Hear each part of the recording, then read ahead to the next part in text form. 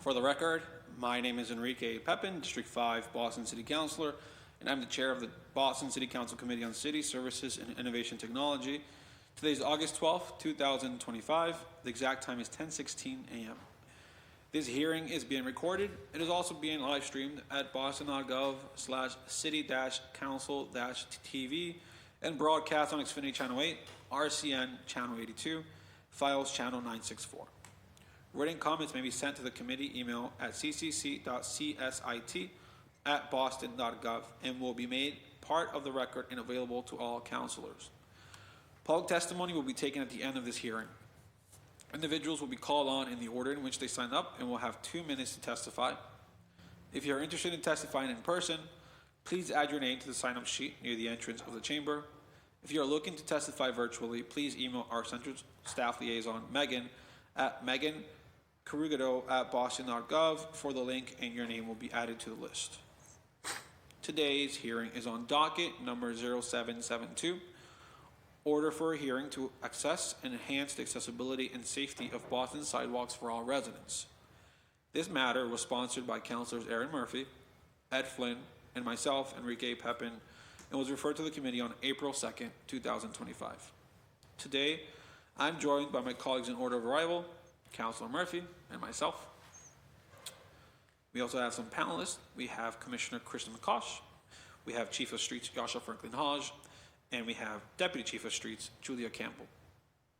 So what I'll do is I'll pass it over to the lead sponsor for opening remarks. Thank you. Thank you, Chair Pepin, and thank you also. I know that we filed similar hearing orders and joined together to work together on a matter that affects all of the councils. We get lots of calls and emails all the time about street concerns. So I do want to begin. First, thank you for being here. I appreciate you and looking forward to the conversation and the information you can share with us. And I also want to begin by thanking all the public works, everyone who works in the street cabinet, and all our city workers who are out there every day working hard. I see them, I know they are. And just last week, my dad had fallen, and the next morning it was about 6:30. I was driving by just to check in, and I already saw a group of 3 public works right there on Westmoreland patching up the sidewalk, and I got out and I talked to them. So it was just great to see, and it's always good to talk to our city workers who sometimes we're here in the chamber and we're uplifting concerns and we're talking about things that we have to hear and have hard conversations, but I don't ever want to get that lost and make any city worker feel as though this in any way is against their hard work. But Boston has a legal and moral obligation to make every sidewalk safe and accessible for our seniors, people with disabilities, parents with strollers, and every pedestrian in every neighborhood. In 2021, the city entered into a consent decree committing to install or upgrade an average of 1,630 curb ramps per year until every corner meets federal ADA standards. That commitment was a promise of equity and mobility, not just a construction target. Accessibility is not just a matter of convenience.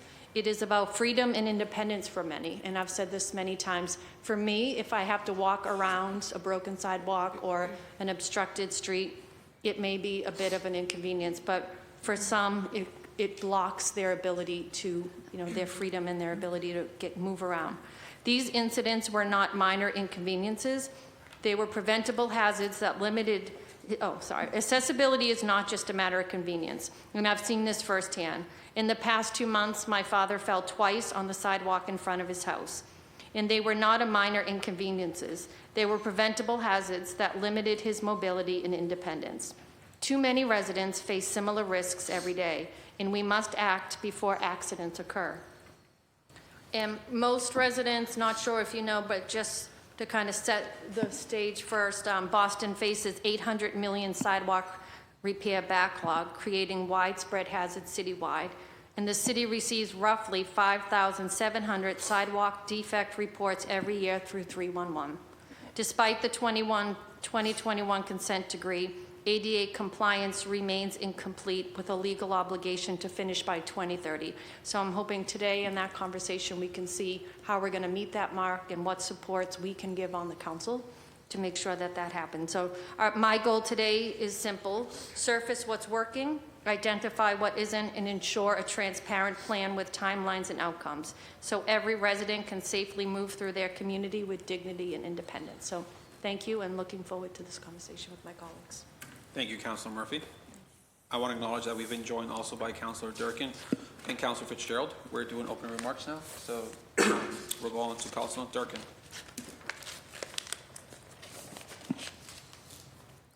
Thank you so much, Chair, and thank you to Deputy Campbell and both our Commissioner and Chief for being here. I think we've had great partnership with my office. I know that there's a lot of improvements that are coming for District 8, and including the finally realized ADA improvements of the Beacon Hill ramps, which are long awaited and I know are being worked on. I just want to shout out the folks that are working on this every single day. I think Danny Nee and Norman Parks, I'm like emailing all the time. I just want to thank them for all of their work. I know we did an audit of the Back Bay alleys, which I know are, huge pedestrian cut-throughs in District 8. So just excited to dig into that a bit. But I just want to thank you all for all that you do to keep our sidewalks, our streets safe. I know we've accomplished a lot in the 2 years I've been on the council in District 8, but I know there's more work to do, and excited to continue to partner with you in that work.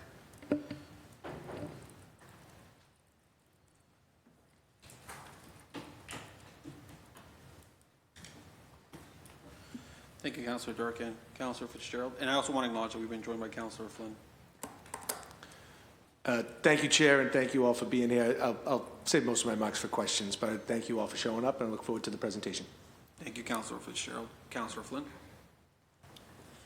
Thank you, Mr. Chair, and thank you to Councilor Murphy for adding me as a co-sponsor. Thank you to the administration team that is here as well.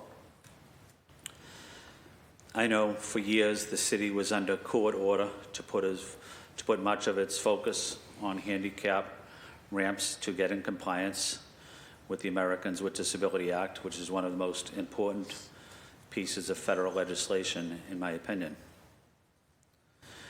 Over the years, I have advocated for the improvement of sidewalks all across my district, including Chinatown, the Leather District, downtown Boston, on State Street, on Summer Street, on Congress Street, Sleeper Street, Fort Point neighborhood, throughout South Boston as well. Chinatown particularly, a dense neighborhood with a lot of pedestrian traffic, needs a lot of work with sidewalk repair and improvement. We have seniors in the community with canes and walkers who like to get their exercise, walking to the store to buy their groceries, to see their friends. I'm always worried about the uneven surfaces of some of our sidewalks in Chinatown, especially on Beach Street. I know this, I'm probably in Chinatown 4 or 5 days a week. I know there is money in the capital budget allocated for some of these repairs in Chinatown and Congress and Sleeper Streets that I've advocated for years, in that they're also currently in design. I'm hoping we can get an update at this hearing on the status of that as well.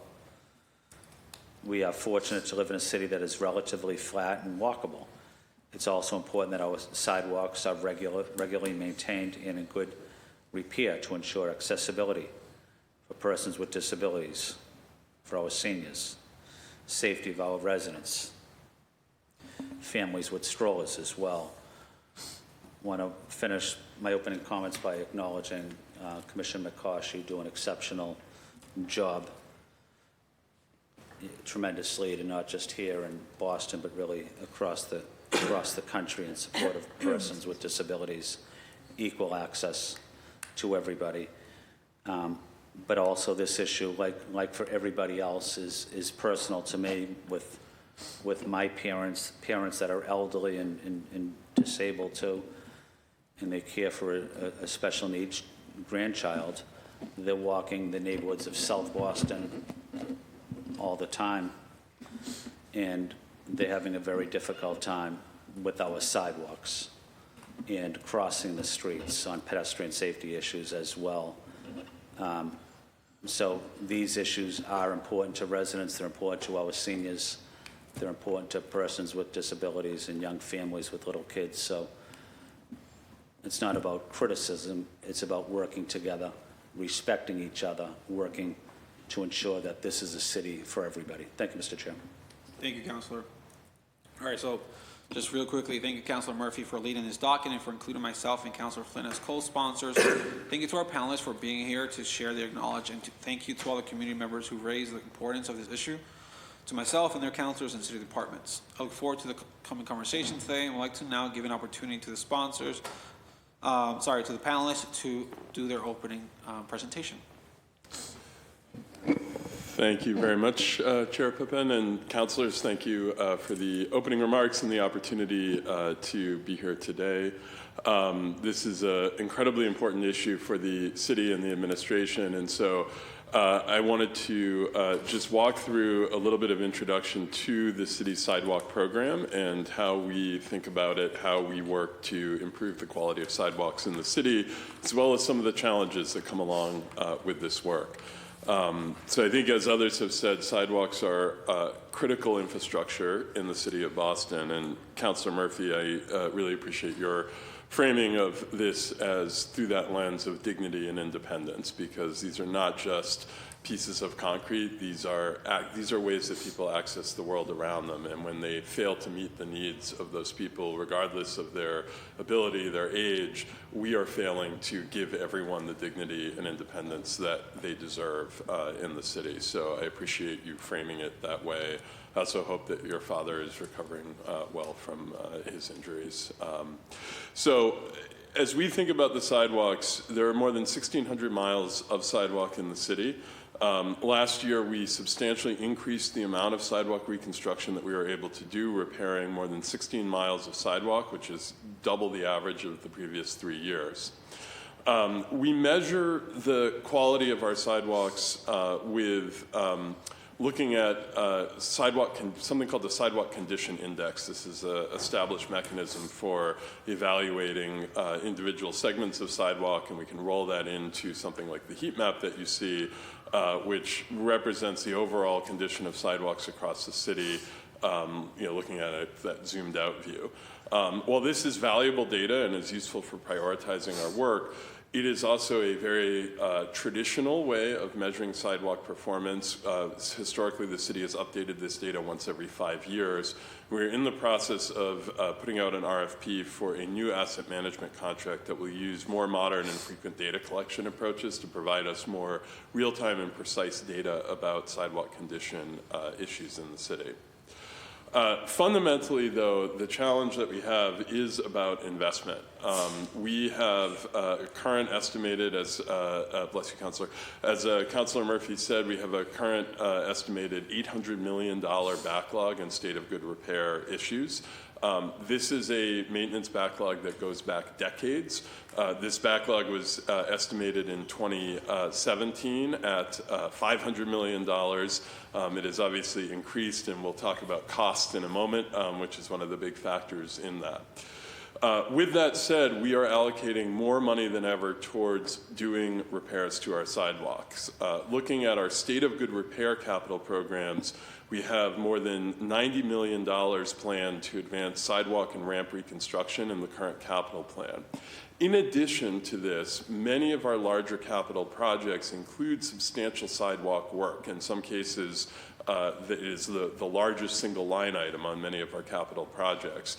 And so there's another $100 million in projects that include substantial sidewalk reconstruction on top of the focused state of good repair work. For FY26, the dedicated state of good repair contracts are valued at $18 million, and again, there are also additional projects underway that will bring substantial sidewalk improvements. So, to speak a little bit to our process, there's different approaches that we take based on the particular situation.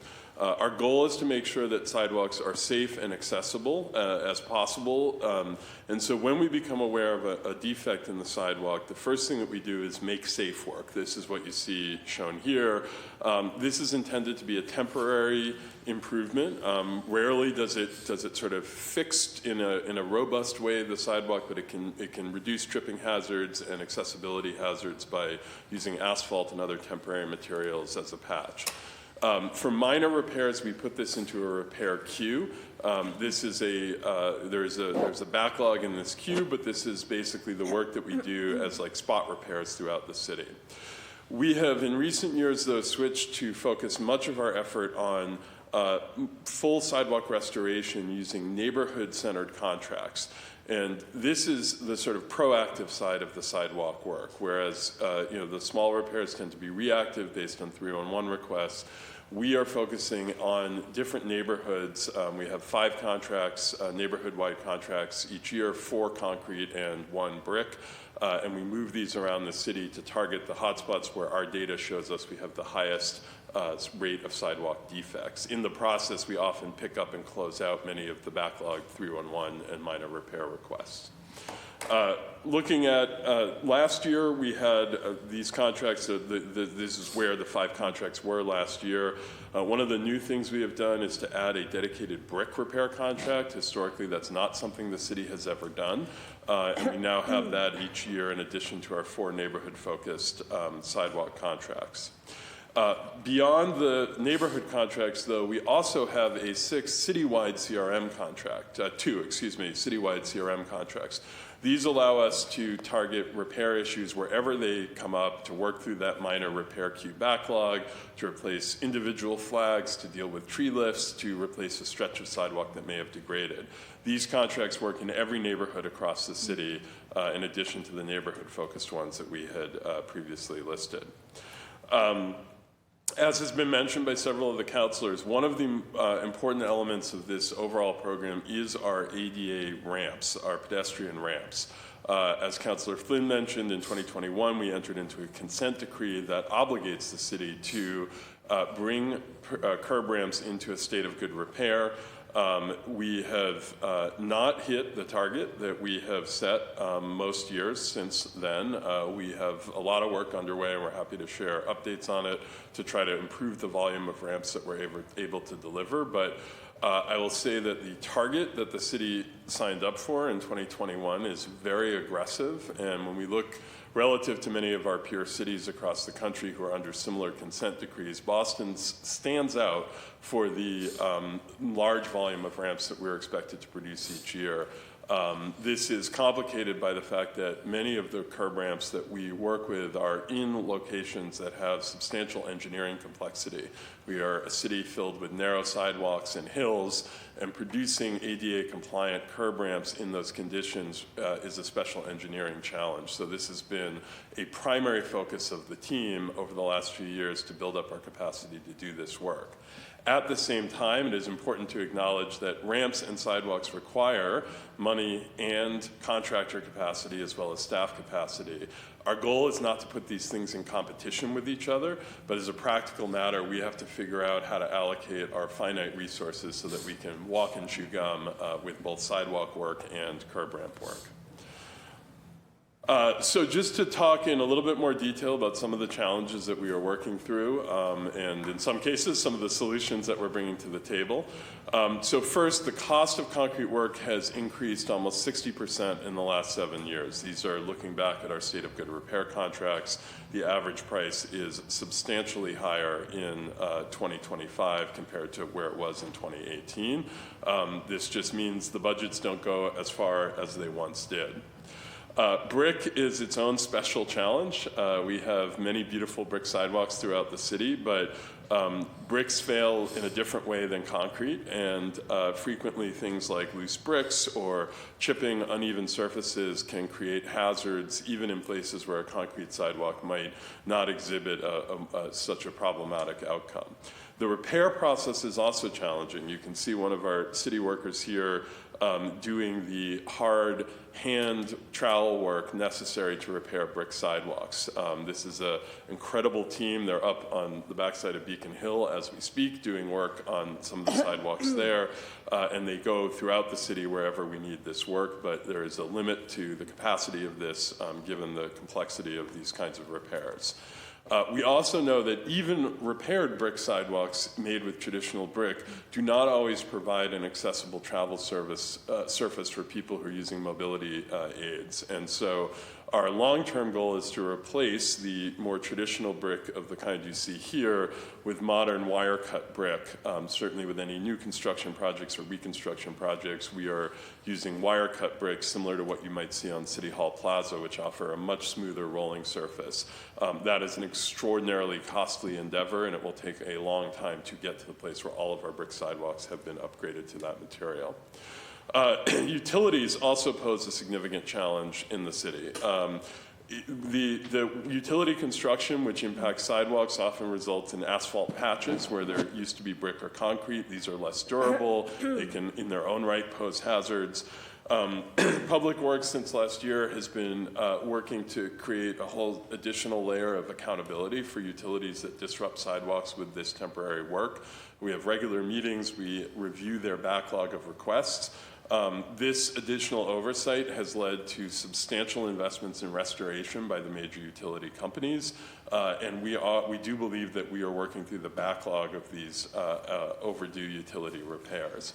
But just to put this in context, National Grid alone, our gas utility, spends roughly $400 million a year in the Boston gas system doing pipeline replacements. They do more than 120 miles of pipeline every single year. In many cases, these are main replacements happening in roadways, but that also have service replacements. So every house, every business gets a cut across the roadway and across the sidewalk, which then needs to be repaired and replaced. So this is a substantial amount of damage that we are overseeing the repair of and sometimes playing catch up with the utilities to make sure they do what's required of them. Street trees are also a unique challenge. The city has admirably been working to expand the tree canopy throughout the city, and many benefits that come from that. But street trees and the roots systems are one of the major causes of sidewalk damage and accessibility challenges. The Public Works Department, the Disabilities Commission, the Parks Department have all been working very closely to address this. We have new standards for the design of tree pits. The Parks Department has put together robust guidance on tree species selection to avoid some of the species most likely to disrupt sidewalks.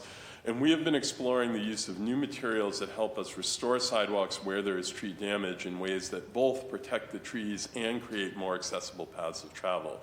These photos are from just outside of Peters Park, where for the first time we've used a material called resin-bound aggregate to replace a traditional tree pit. This material is porous to water, so it actually increases the amount of water that the tree is able to receive. It is flexible, so as the tree grows, it is less likely to create the sort of brick tripping hazards that you see in the photo above. So this is an example of some work that we've done. That photo below, it took yesterday morning. This has just happened this year, and we'll be expanding the use of this material in other projects throughout the city. So I'm going to wrap up, but just to kind of provide a quick overview. So some of the things that we are doing differently today. We have more neighborhood-centered contracts to allow us to do focused, proactive state of good repair work. We also have 2 dedicated contracts for spot repairs and smaller work to try to work through our backlog. We've added capacity to do brickwork with several contracts to supplement the incredible in-house work that our city staff do. We have increased the amount of oversight over utilities for the damage that they cause to the sidewalks, and we are working to address the challenges associated with street trees so that we can have a wonderful tree canopy and accessible sidewalks at the same time. There's more things that we can talk about, and I'm sure we'll get to here, but I will wrap up there and say thank you very much for giving me the opportunity to share this with you all. Thank you, Chief. Any other statements? Commissioner, Deputy? I can give my opening statement if that's okay. Absolutely. Sure.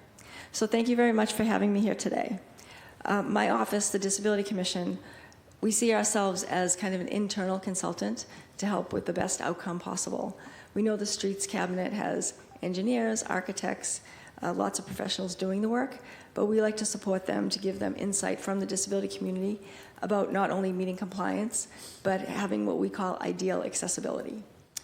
Boston is home to over 80,000 residents with disabilities. When you add in commuters, tourists, and seniors who don't identify as disabled, that number increases exponentially.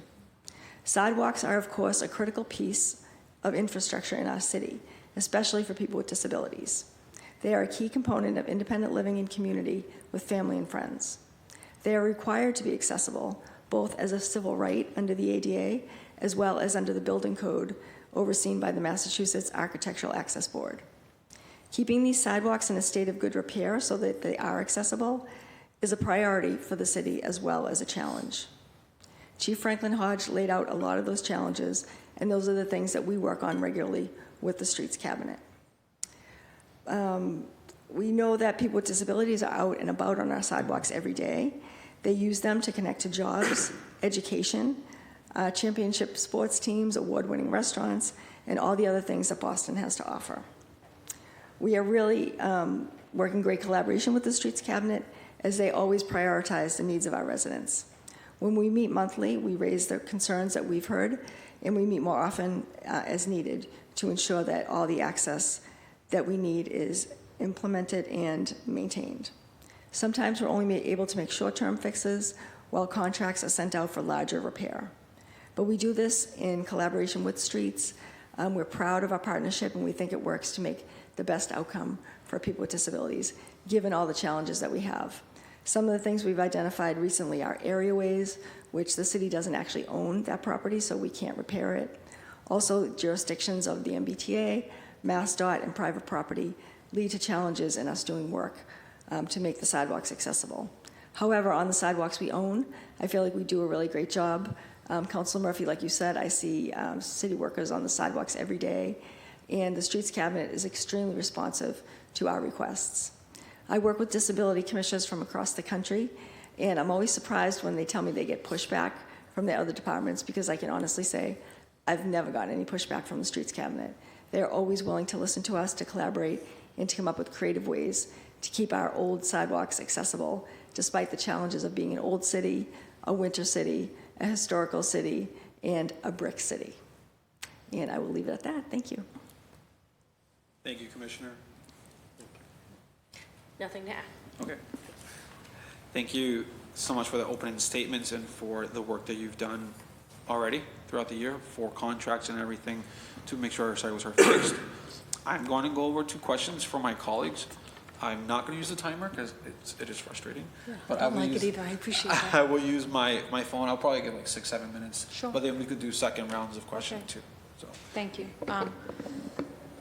I have questions in different categories, but based on your presentation, and thank you for that, in the heat map, what is the yellow compared to the red?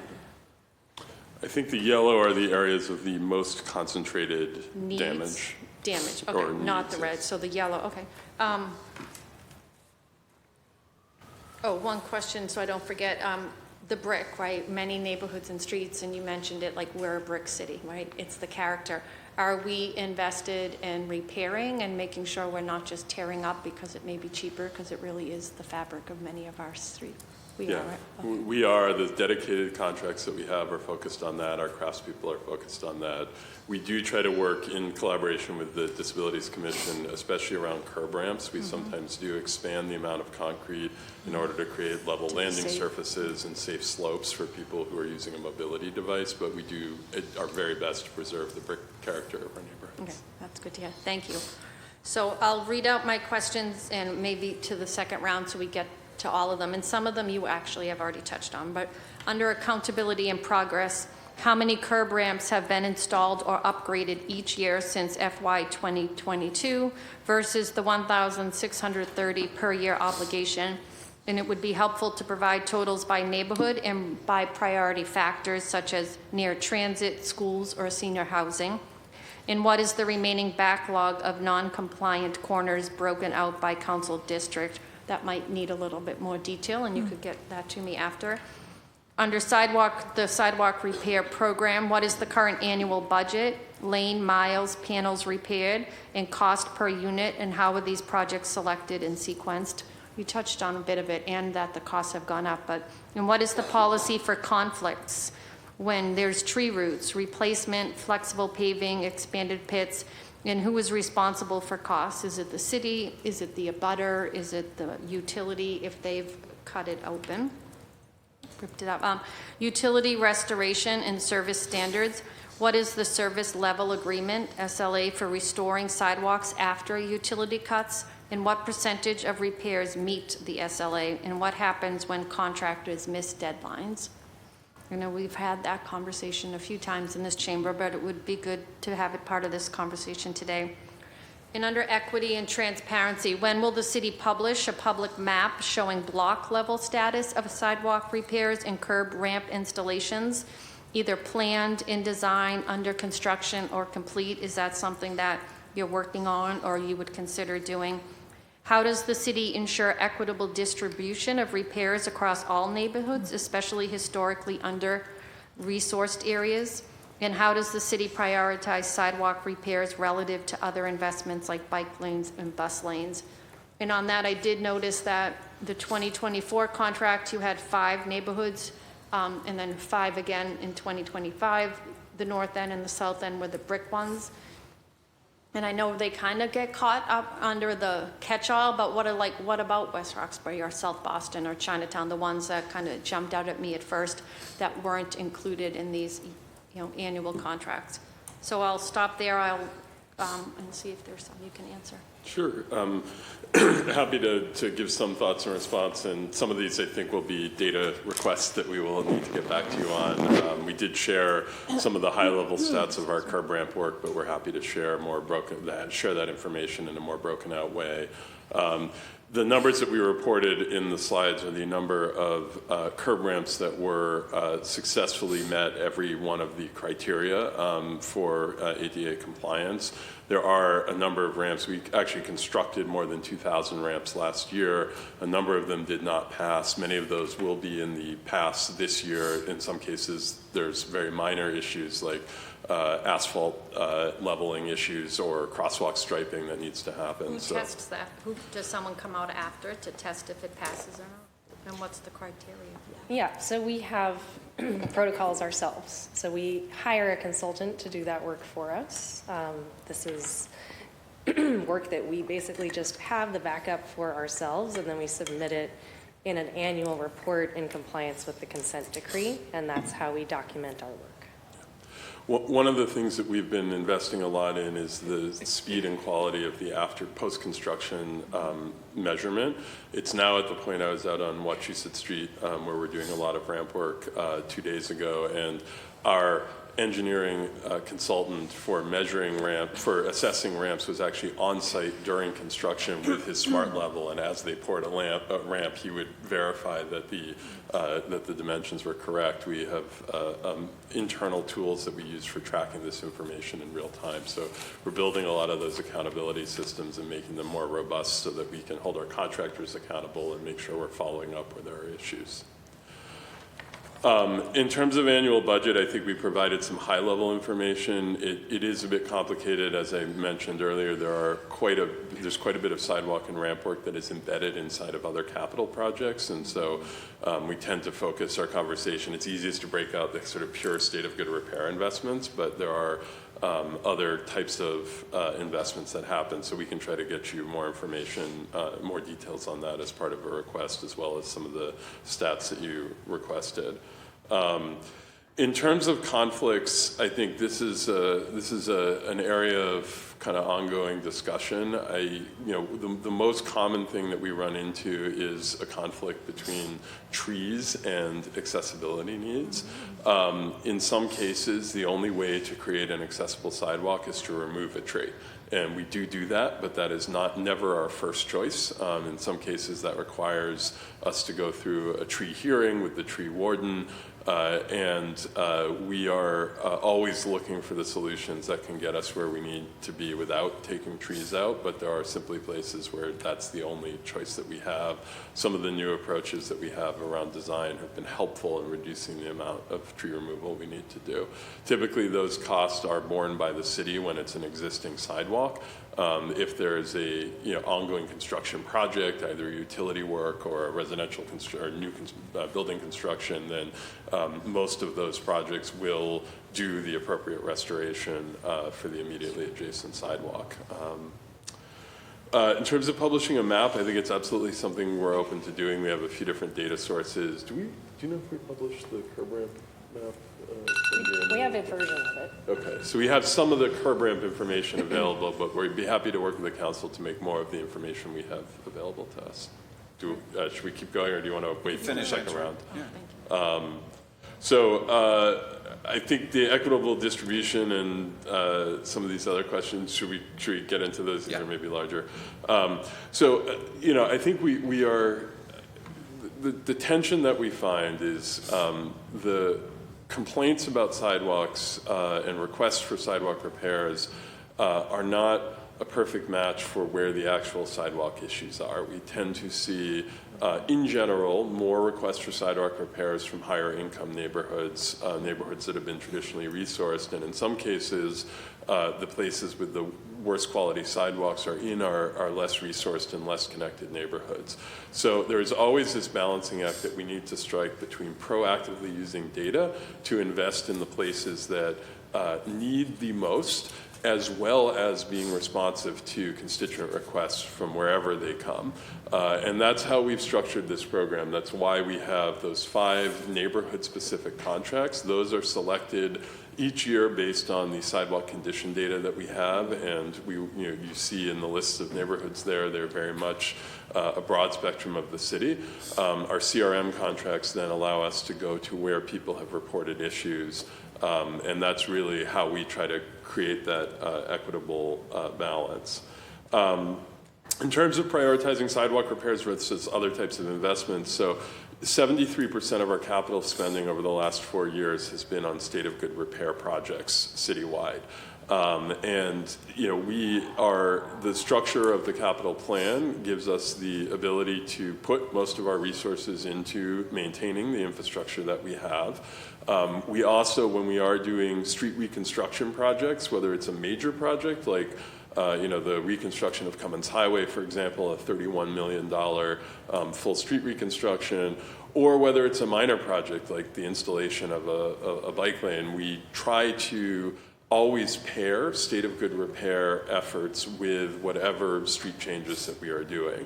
So with many of these projects, you will see that we may be doing something as simple as putting down a bus lane or implementing safety improvements. We typically will also make every effort to repair the curb ramps in that area at the time we're doing that work. Projects like, for example, the Center Street safety project in West Roxbury, all of the curb ramps were brought into ADA compliance. The street was fully repaved in addition to the safety work that was done. So that's really our goal, is to make sure that we're being holistic about how we make these investments, even when they are part of when they're focused on a safety project. And I will say things like bike lanes. Bike lanes represent less than 10% of our capital spending over the last 4 years. Again, state of good repair being the predominant thing that we spend our money on. That's, I think, most of it. You asked about other neighborhoods. I mean, I think to just restate the point, we do work in every neighborhood every year. And while those neighborhood-wide contracts move around from year to year, we make sure that we are able to respond all over the city when needed. Thank you. Thank you. Councilor Flynn? Thank you, Mr. Chair. And before I begin, Chief, there was I did actually 2 walkthroughs mid-July with residents, with city officials in the Andrews Square area, and right on the corner of Dorchester Avenue and Southampton Street, actually right out in front of the MBTA station, there's kind of a small variety store. but there's a bicycle frame that's been chained to a pole. It's been there for 2 weeks. I immediately put it into the 311 system. I know others put it into the 311 system. Patty McMahon and Linda Zablocki and residents of Andrew Square did as well. I believe city officials also put it in. But it's still there. And the bicycle frame has no wheels on it, and it's basically abandoned.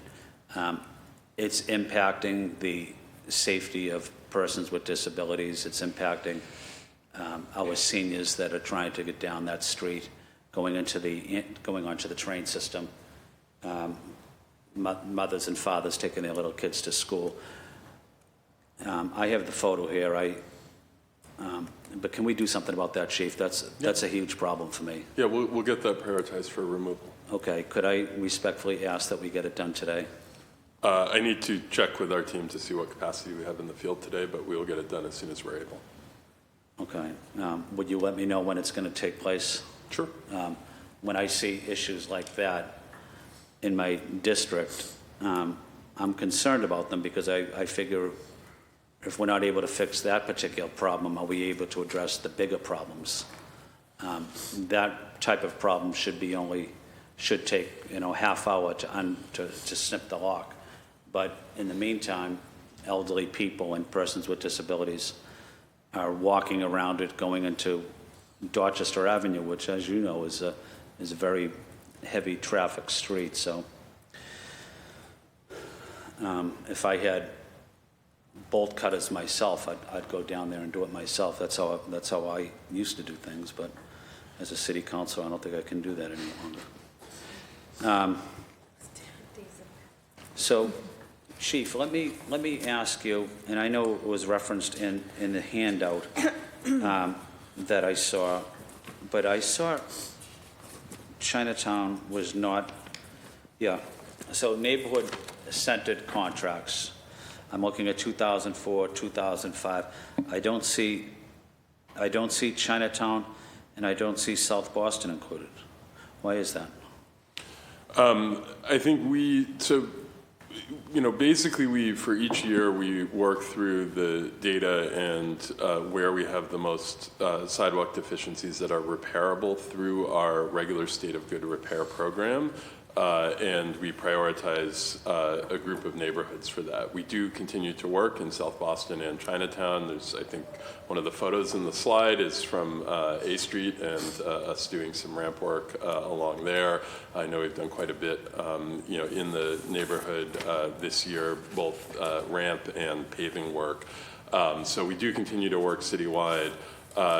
Chinatown offers a unique challenge with areaways, and this was mentioned earlier today, but many of the buildings in Chinatown extend underneath the sidewalk, and as I think you're aware, that means that our standard approach to sidewalk repairs and the standard contracts that we use are not able to affect the kind of repairs that we need because we run the risk if we start jackhammering in the sidewalk of intruding into building space, sometimes occupied building space.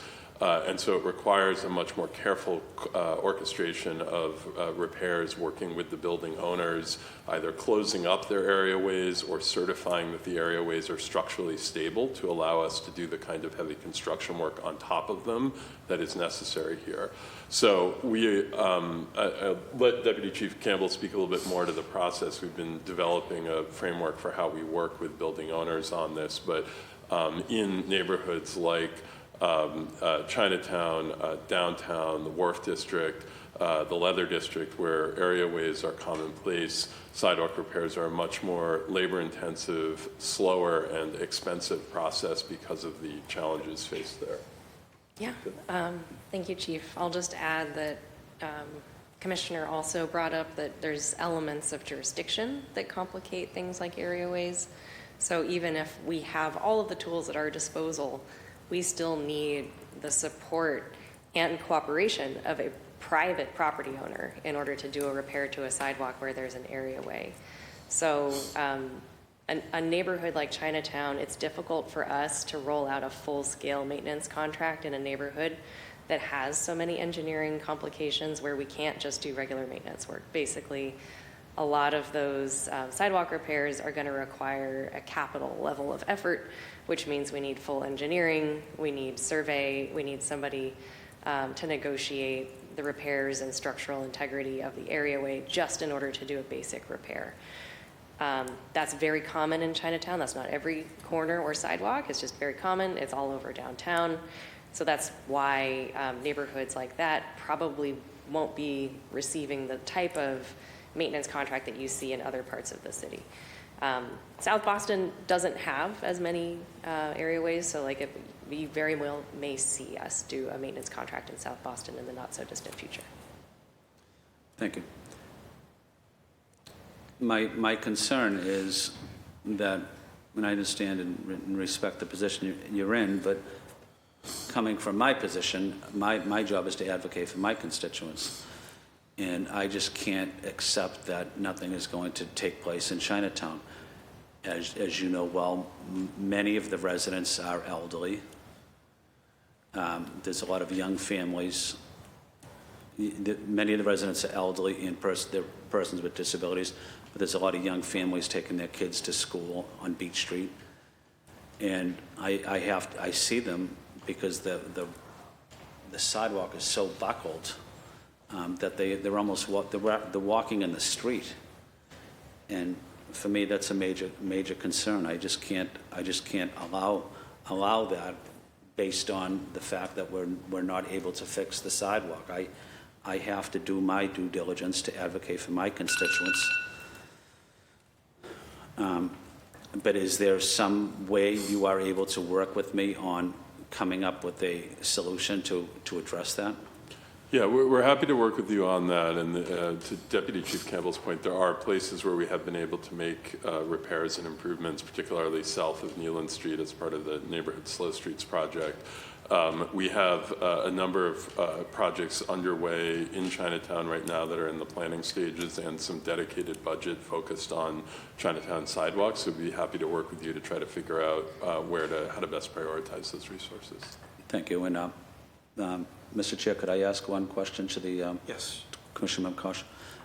Thank you, Commissioner Koch, again for the work you were doing. Commissioner, you and I have worked on.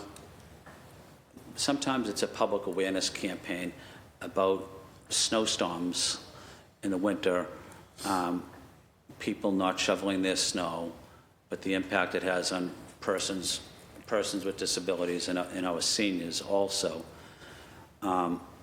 And we see a lot of people going to work or taking their kids to school also that are literally, we see people, because of the sidewalks not shoveled, we see people in wheelchairs literally in the middle of the street.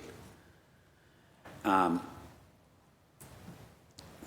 I know you've done excellent work, Commissioner, in educating people and trying to encourage people to do their part, and I think that's so important.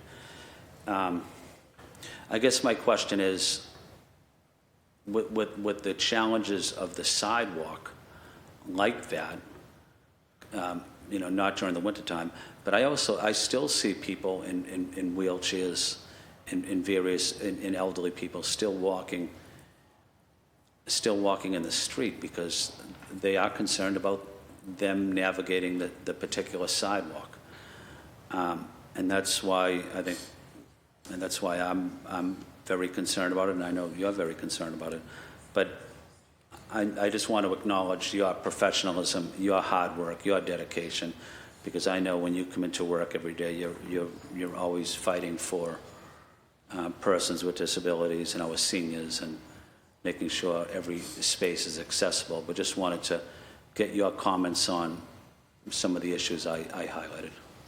Absolutely. Thank you, Councilor. So I mentioned earlier in my opening statement that we work very closely with the Streets Cabinet, and we look at specific areas, even blocks in different neighborhoods that aren't accessible. We did get a complaint about Amory Street, for example. So we met with Julia's team, and there are like 6 or 7 blocks from one train station to another one where there are just multiple barriers along the sidewalk. And this is an old sidewalk. If it were being built and configured today, it wouldn't have been built that way. There are numerous driveway curb ramps that impact the smooth path of travel. There are hydrants, there are street furniture, lampposts, electrical utility boxes. So it's almost impossible to create access on that stretch. So what we talked about is mapping out the area and maybe putting signs that say accessible route pointing across the street, because across the street we assess that sidewalk too. So it's a fairly smooth, barrier-free path of travel. So we can do creative things like that to try to point people to accessible routes, because accessible routes are key.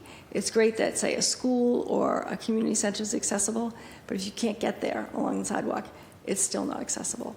So we do look at creative solutions like that. My motto is always that it shouldn't be an either or, access or nice things. It really can be both. We never want access to, make something like untenable, like street trees. We don't like to remove street trees. So we do need to look at creative solutions. Sometimes on something like Amory Street, the sidewalk's just not wide enough to fit a hydrant and an accessible path of travel.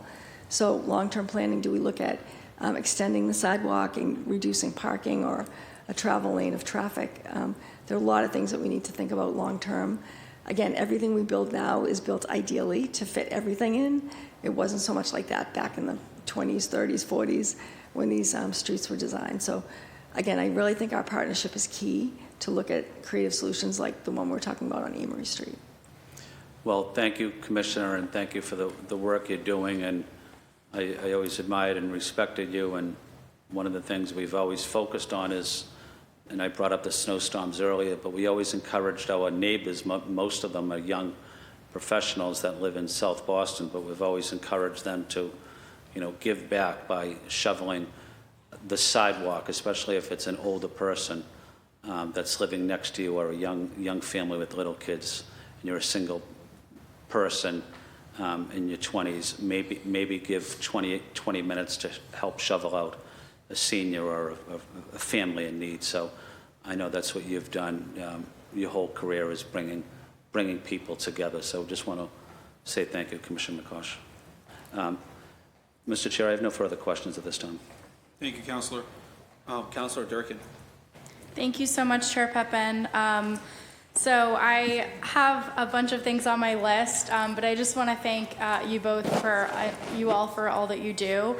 I think one thing that's been on my mind, I've spent a lot of time in Audubon Circle the past few weeks, and one thing that has been on my mind and that of neighbors is that sort of this Brookline-Boston border, that my district has that border, but it also has a lot of MassDOT, DCR, City of Boston, MBTA, sort of jurisdictional issues. So I just first wanted to ask, specifically in Audubon Circle, I'm talking about Medfield Street, which becomes Monmouth Street. The sidewalks on that street are pretty bad, and I've heard a lot from neighbors. They have another issue with some parking issues that we cannot help them with, but I would love to help them with this particular issue. I do think, so apparently the city of Brookline, or the town Brookline, has handled their parts of the street, but we need to handle ours. So I just wanted to flag that. I'm really, really grateful. I just got a word from someone on my team that that the Public Works team is out on Temple Street, so thank you. I know that used to be Councilor Flynn's district, so he knows it well. But they're out there doing bricklaying, so thank you for that work. We obviously did a Charles Street brick audit and then a North Slope brick audit. And now it just feels like everything's happening. So really, really grateful for all of the work. I did have a question about tactile pads. I've noticed in my district, a couple of the most used tactile pads have actually been replaced with just like asphalt and not replacing of the tactile pad. I know there was at least one that I threw in one myself a couple times, and then it got replaced with, and I was just curious why that would be. Yeah, so if you see that, especially if you've put in a 311 case, that's a temporary fix. So basically, that's our team removing the immediate tripping hazard. So it's probably an old plastic panel that has cracked. If you put in the 311, our Make Safe team would go out, identify that that is a tripping hazard because it is broken, and they would just remove it as a temporary measure. That's definitely not the permanent fix. All of these tactile warning surfaces have to be embedded in concrete. So we have to, basically schedule work with a contractor to come out to make the permanent repair so that there's a new tactile warning strip there. Okay, that one in particular is at the end of, one of the ones I'm thinking of in particular is at the end of Lansdowne where the Cask and Flagon is. Obviously thousands of people, come out of Fenway Park. And that's why I was particularly I thought it was important that we had not a broken tactile pad there. And I was happy to see some fix, but I think it's been like that for at least a year maybe. So I would love to see before the end of the season, and hopefully the season is long this year, that be fixed. I am noticing, and I was just curious your thoughts on just a lot more sinkholes happening in Beacon Hill. And I think it's because of some of the Boston Water and Sewer work and other utility work that's happening. And I was just curious if you had noticed that. There was at least one where I had to call the police because it was getting so big and there was a car parked by it. They ended up having to, thank you to the A1 captain, Rich Driscoll. He helped me get that done, and I know worked with your team to make that particular sinkhole right. But it's just over the last 6 months, I've been noticing sort of small sinkholes, and I was just curious what that was about.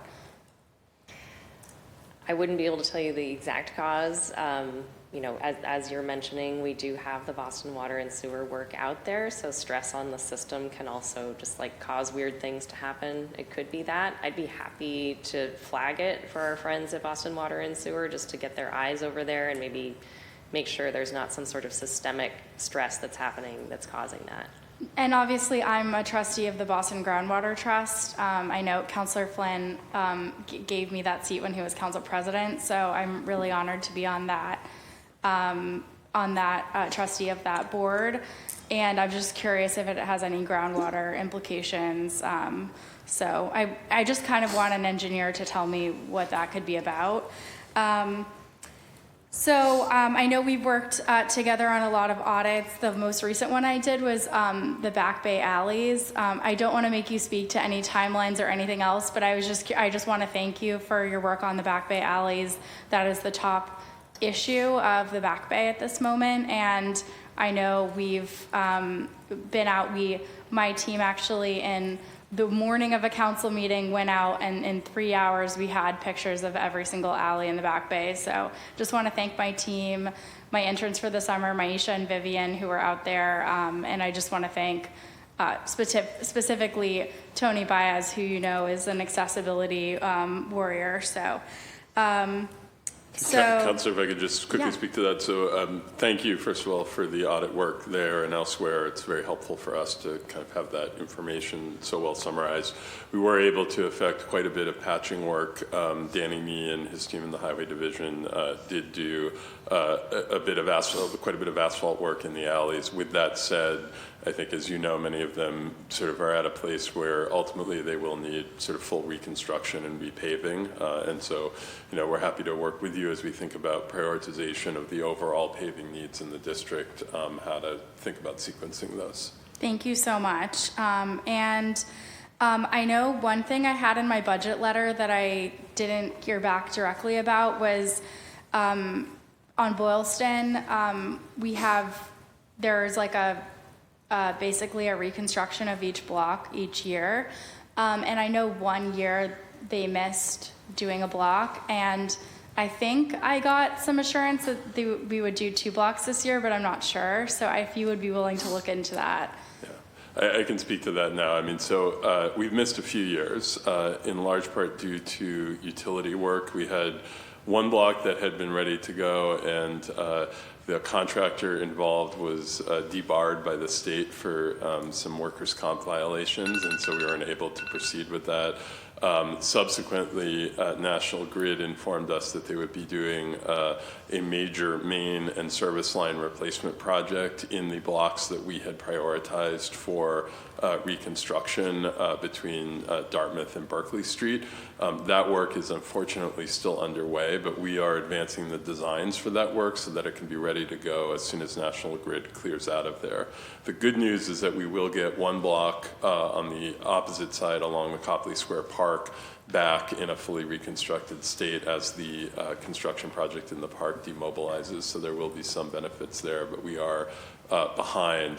The funding for that project was increased in the most recent capital plan to $9 million, though, so there is sufficient financial resources. We just need to get to the space to be able to work on it. Absolutely. And regarding the work on Dartmouth, I just want to thank you for all your work to accommodate businesses and their construction and their patio timelines. I just felt like having raised that within a few hours, the whole team had accommodated businesses and really thought through what their needs are this season. So I just want to thank you for that. Just to the chair, I have one more thing. Yeah. Obviously, part of our audits, we've noticed that there are indicators when there's patchwork done on brick from, so essentially it's if it's National Grid, Comcast, Eversource, there are patches saying sort of who needs to correct this work. Obviously, there's a huge stress that the city has in fixing all of this stuff, and given that the utilities are responsible for fixing patches. I was just curious sort of what the process looks like for that, and whether we can be helpful at all in reaching out to these companies to make sure that they fix their, because I do think it detracts from the look of the neighborhood, and it's not our responsibility, it's theirs. So I'm just curious how we can be helpful. Yeah, I mean, I'm happy to say that basically as soon as we brought attention to this issue, the utilities have been very responsive. So right now they're working through backlogs of years of, not doing full restoration to sidewalks, but I don't have complaints about them right now, so I don't necessarily have an ask to help with the communication and push, because they've actually been really helpful and good partners. Good. I mean, I'm always willing to send an unauthorized letter on letterhead, so. Thank you, Counselor. Yeah, well, thank you so much, and thank you to all of you for all the work that you do. Thank you, Counselor. Counselor Fitzgerald. Thank you, Chair. And first, thank you all, Chief, Commissioner, Deputy, for all you guys do and the hard work it takes to certainly keep the city up and the folks moving around it. Also want to thank you for the bricks in Upham's Corner. That was a huge, we almost had to take a restraining order out against an individual that would harass our office about those bricks. So very much, I know my staff thanks you as well for taking care of that. And it looks great. Secondly, the focus on the sidewalk, the one thing I worry about on this sidewalk stuff is that are we focusing anything too much else on bells and whistles and other types of improvements to pedestrian ways where there should be the focus on the sidewalks? I know a lot of the times, and this is not a bike lane argument, right? I'm not bringing any of that up, but there is in each Article 80 development, there is a contribution made to the bike lanes, right? I just know when the BPDA or the planning, Bike share system. The bike share, okay, whatever it is, right? There's a contribution, because it's always listed as one of the bullet points of sort of the benefits of the project. I've got my own issue with that, being that I think it takes away from a lot of the local nonprofits where the developer then says, I made a contribution to something, I will not go give to, Boys and Girls Club, whatever it may be, right, that sometimes we ask for. But that's an aside. But is there something like that could go to sidewalks to improve the ability, right? I mean, or even half of that money that goes towards bike, because everybody walks, right? Or uses sidewalks, should I say, more appropriately. Everybody uses the sidewalks. Not everybody in the city bikes, as much as we would like it or not. So is there a way to sort of enhance the funding through that mechanism, the same way you're doing for bike lanes for sidewalks as sort of the fundamental route before we, I think in the south end, Harrison Ave, just to give it a better example, about the construction that's been going on there for a long time, people wanting the streets and the sidewalks back to the way it was, and folks talking about, well, we could do, you know, environmental planters and this and things of the and talking about sort of, but if we don't have the foundation part right, like, let's just make sure all sidewalks are up to standard first. Do you think we're directing enough money towards that rather than sort of what I referred to as the bells and whistles? Sure, yeah, no, thank you for the question. I mean, I think the starting place for this is that any development is expected to, at a minimum, restore or rebuild the sidewalks at the location where the development is taking place to bring them up to current city standards. So you will see this frequently. You may have a block that is kind of a little older, a little more worn sidewalks, and there'll be a new development. And sometimes it could be 2 or 3 units, and it will have a brand new sidewalk in front of it. Development also typically involves cutting into the existing sidewalks for new utilities. For larger developments, there is typically a negotiation that happens over the course of the Article 80 process and at the Public Improvement Commission about the scope and scale of additional mitigation that they do when it comes to sidewalks and streetscape. It is not uncommon to see projects that will restore sidewalk, larger projects that restore sidewalk beyond the immediate frontage of their building, or will make other transportation safety and accessibility investments in ramps. So, I mean, I think if you look at the projects today, there is a lot of money that does go into sidewalks. Sometimes the bells and whistles, you know, things like street trees and benches and you know, planters are things that the buildings want to put in place because it enhances the curb appeal of the building or the functionality of the space. But there are a variety of city requirements, and through the planning process, you know, the Article 80 process, there's a sort of negotiation about the full scope of mitigation benefits and commitments, whether there are specific things like transportation demand or whether they're more general, like community contributions to. I appreciate that. And I'm familiar with the Article 80 and public benefits. Yes, indeed. Been the project manager for a long time doing that stuff. I was more thinking about the general sidewalks where development's not occurring, but having funds being contributed in, much like the bike infrastructure that is contributed through Article 80. But going to, so it would be to help fund more sidewalks, right? You did the 16 miles this year, twice as much as any of the previous 3 years, I think you said in the presentation. But if there was funding that would be put into where you could say, well, we got, you know, 26 miles done this year, and not just not the sidewalk in front of a new development, but this is just saying for the general neighborhoods that all need upgrades, right? Yeah. I just feel that the money directed towards that fundamental need versus other fundamental needs that are sort of, or I would say maybe not so fundamental needs that we are getting money for now. Just trying to prioritize the sidewalks over others, that's all. I think it's a good conversation for us to have with the planning department in the room. I know as part of Article 80 modernization, they are trying to create a more predictable system. Obviously, any cost we impose on development has potential effects in terms of the quantity of housing that gets built. Yeah. And I think there's always going to be a tension, whether it's you know, money for the Boys and Girls Club, money for sidewalks, money for blue bikes, money for anything else that, you know, somebody might want to kind of be funded through developer pockets is, you know, there's always going to be that tension. And I think how the Article 80 process is intended to find a balance that meets, you know, that does direct mitigation for impacts of new development, but also generally benefits the community as a whole. And happy to be part of that conversation. No, thank you. I think at the end of the day, I'm saying maybe the sidewalk fund is more important than a bike infrastructure fund at the moment.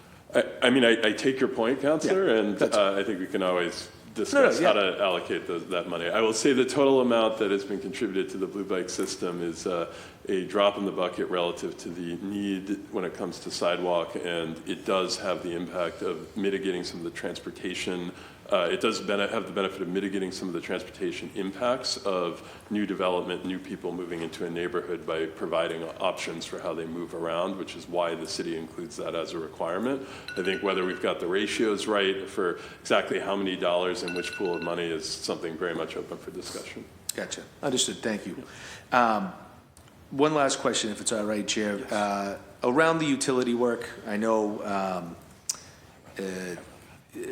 we talked about the issues that of when they're into sidewalks and they're doing their work and waiting on them. Is there any systems in place to coordinate with the utilities and identify these locations? And do we know how many miles of new sidewalk they've put in versus what we've put in at this point? And do we have those numbers? We don't have those numbers today. We do have a system where we track, like, basically where work has been done by utilities. We're currently in the process of overhauling it in partnership with Do It. They're doing some engineering development for us so that we have more usable data so that we can keep better track of these things so that we don't get in the position that we were in where we had basically years of patches that hadn't, been called in to be fully restored to permanent repair. So I think we'll have a better time of being able to answer that question, like with more real live data in a few months. We currently just got a preview of this new tool basically like yesterday that Do It is developing for us. And yes, like we do have a system of working with utilities right now, but I think the evidence is out there in the street that it wasn't allowing us to have as much feedback and quick feedback as we would like in order to manage the system, in the best way possible. And I asked this, this isn't a question I know the answer to, but if you had to say, who does more sidewalk repair? Is it just because utilities over the course of the year or the city of Boston just because of, I have no idea how much sidewalk they rip up per year. And is it like, are they doing 30 miles of sidewalk repair on their own before us? Or what is I actually don't know the number if you know that. We are definitely the larger, piece of work that happens out in the city. Great. Yes. No, that's great. Thank you. I want to be respectful of my time. Thank you, Chair. Thank you, Counselor. All right, I'll give myself some time to ask some questions too. Perfect. So this topic, to no surprise to all three of you, is probably the number one topic that I bug you about in my district. The conditions of sidewalks. I've been on multiple occasions been outside on walks with Deputy Chief Campbell and the team of Public Works, and even the tree department came out and was able to take a look at some of the conditions. The topic, Chief Franklin Hodge, that you bring up, that trees are one of the biggest issues of the fact that sidewalks get uprooted, etc. It's very prominent here in my district. Which leads to my question, two-part question for this. One, what is the relationship like, and what is it becoming with the Parks Department and especially the tree wardens? Because I know that I've learned that when it's a tree-related issue, it goes to the tree department. Sometimes Public Works is not fully looped in, and then there's sometimes tends to be a hiccup. And I know we spoke about this, Deputy Chief. So I wanted to know if there's been any progress on like creating a streamlined type of communication between both departments, so that when it is regarding an uprooted tree, there's right next steps taken. And then two, where are we in terms of using that new permeable material for tree pits, Chief Franklin Hodge? I know that that's something that my team has been trying to look at. We actually filed a hearing order last year on using rubber sidewalks. It was an idea brought by then former City Councilor Rob Consalvo, who, because of the same issues in our district. So I wanted to bring that up again. So I wanted to know, like, where are we with those contracts? I know that I've learned that it's more expensive to use that material, but I wanted to know, like, where are we in the traction of using that going forward? Sure, I can start us off, but Chief, feel free to jump in. So the relationship between trees and parks, I think, Counselor, you were there for like one of the, foundational discussions that we had about, where we need to close the gap between our two teams. So since that time, we've been working basically on standard operating procedures for, the two teams to work together. we didn't have a playbook for how we should be working with each other and who's responsible for what, how to solve problems when things like this arise. So I think you saw that there's a lot of things that just kind of end up getting unresolved or just linger.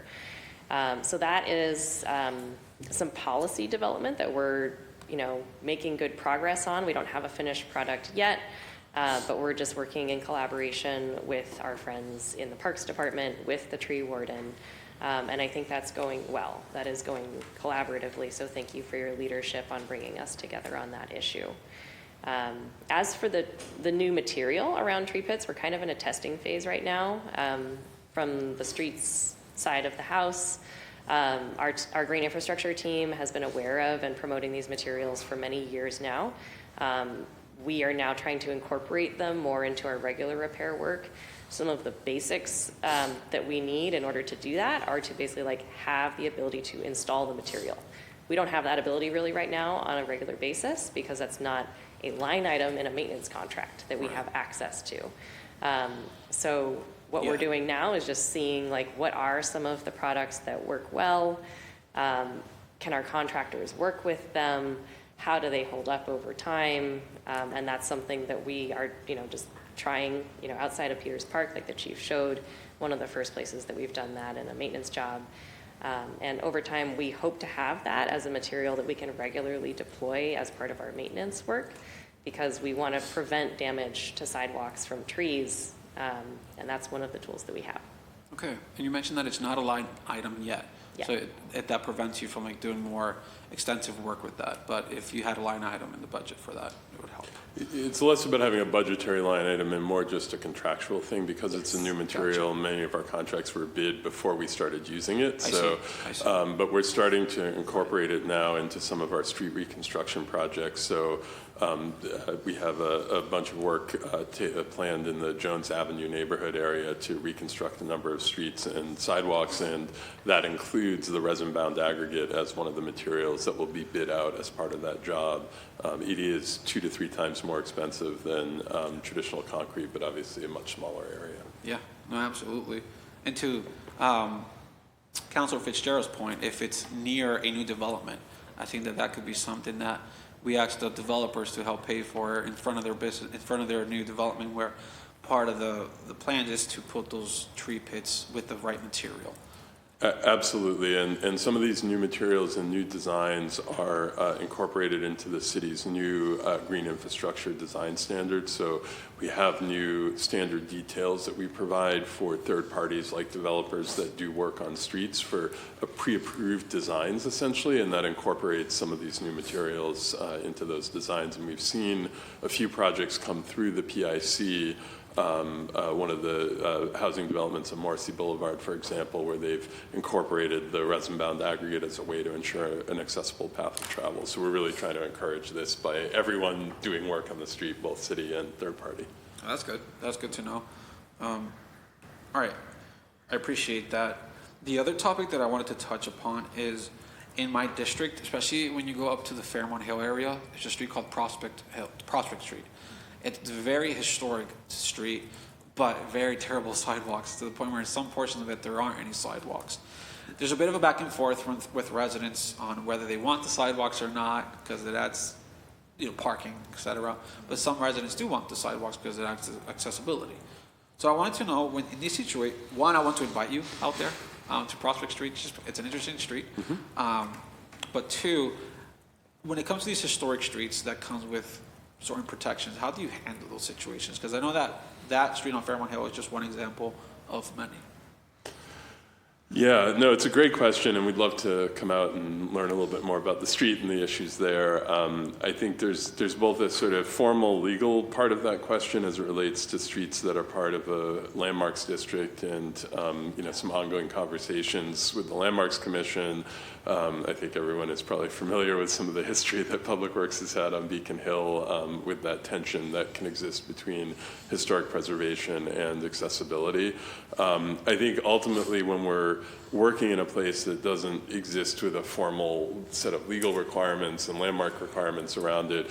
It's largely a conversation that we want to have with the residents about what materials to use where. We recently did some street reconstruction in Roxbury where we replaced a lot of old brick with wire cut brick, but in some areas there was some additional concrete added because that was something that everyone felt was appropriate in keeping with the historic character while also improving accessibility. So I think a discussion about the specifics is always in order and how we like to start. Okay. I appreciate that. So I'll definitely have my team send an invite to go check out Prospect Street in Fairmont Hill. Okay, that's all the questions I have for now. I want to acknowledge that we've been joined by our City Council President, Richard Lee Jen. We're doing this is Q&A, so we'd love to turn over to you. Sure. Thank you, Mr. Chair, and thank you to the administration for being here. I especially, I don't know if I've ever talked to you about this, Commissioner McCosh, but I just wanted to thank you because a member of your staff came to my street to really assess the accessibility issues on my street where we lack sidewalks, and really thinking about what we can do there. So I just want to thank you and the work of your staff. I'm always interested in comparative questions. So is there something unique? First, is there something unique about our sidewalks in the city of Boston that makes the work of repair that much more difficult? My staff was listening in when they talked to me about how the cost of bricks have gone up completely, significantly. Do we have more bricks than a comparable city of our size? Is that because of how old of a city we are? Does that make the work? I see almost $1 billion of work. Seems rather costly. And so I have that question for you, Chief, but also to then Commissioner McCosh. Does that lead to more accessibility issues than I guess your average road city would experience? Short answer is yes. We have a lot more brick. Some of it is historic. Some of it was added over the decades as a way to create a historic atmosphere, but nonetheless it exists, and we do our best to maintain brick where we have it. That is a significant challenge for us, and both costs and complexity of repairs. We talked in the opening statements around just the general rising cost of concrete, around the presence of street trees.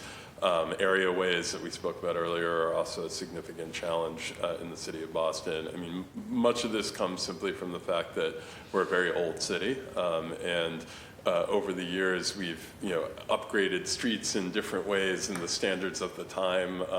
There used to be no sidewalks. There used to be cobblestones. There, in some cases we added sidewalks that were in an effort to, in the kind of peak of the motor vehicle era, we added sidewalks in ways that were often designed to maximize space for vehicles and at the expense of creating accessible pathways for pedestrians. And so I think we just have almost 400 years of history built up here that we have to kind of unpack on a street-by-street basis and say, what's the best solution for this street, for this neighborhood?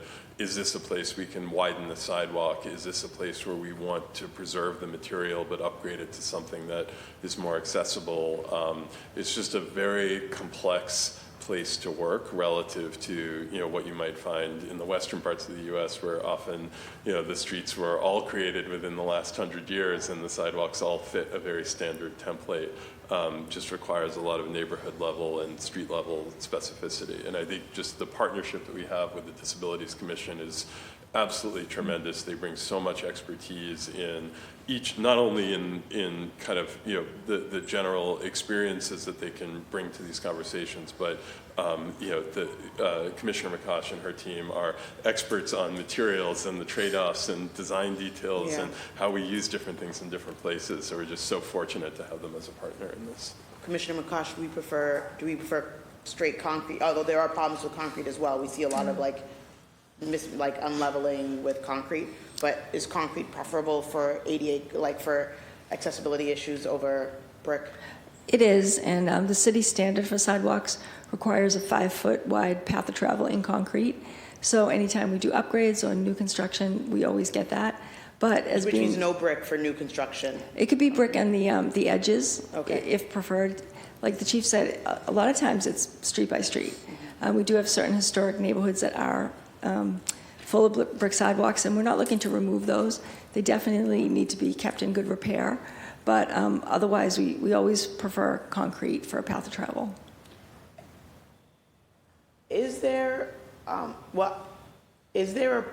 does the ADA allow for waivers for non-compliance? So there are no waivers in the Like, ADA, yeah, or but we really, for building code, we go under the Massachusetts Architectural Access Board, and they do have variances that can be allowed.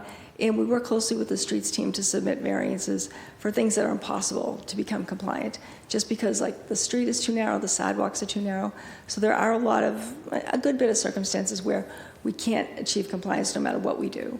But a lot of things that we focus on in my office, we say there's a difference between compliance and accessibility. One example I always give is at the Boston Public Library in Copley. One of their meeting rooms, the only way to access it is a vertical lift, like we have here at the mezzanine. So that's technically compliant, but it's not really accessible if you're having a meeting on a community issue and 30 people in wheelchairs show up. So you can't really get 30 people up on a lift, in due time for a meeting. So there are things like that. We look at creative solutions to not only just meet compliance, or if we can't meet compliance, to provide the most access as possible. And the same would be here too, right? If there are 30 people who showed up for an event, the mezzanine and needed to come up, it would be the same issue here at City Hall. Yes, yep. Okay. I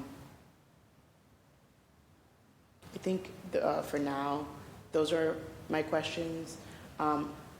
I guess, Commissioner Makash, in that instance where where there's an impossibility to achieve full compliance, how do you communicate that to members of the public who, for example, so like my street is a street that's also on the walking trail for the city of Boston that people, how do we communicate to people that this is a street that, for whatever reason, is not compliant or cannot become compliant, or it's not a street that they can use? Are there mechanisms of advance notice to people, and what are those? Yeah, that's a little bit complicated. I gave an example earlier of Amory Street. One side of the block is really not accessible because it has hydrants and streetlights, electrical vaults, so you can't really access it if you are in a wheelchair. But across the street is a pretty smooth path of travel. So we talked about creative things like putting signage at one end of the block that says accessible route with an arrow pointing across the street. So we could do things like that, and if it's part of a walking trail, we could put that information online. So it really is just paying attention to the details, which in an old city, unfortunately there are a lot of those instances. So working to create the most accessibility as possible is always our goal. And then if we can't, it's certainly important to get that message out as well. Okay. Thank you, Commissioner Makash. Thank you, and thank you, Chief, and thank you, Mr. Chair. Thank you, Madam President. Okay, so we've all done a round of questions. I want to ask my colleagues if they have a second round of questions.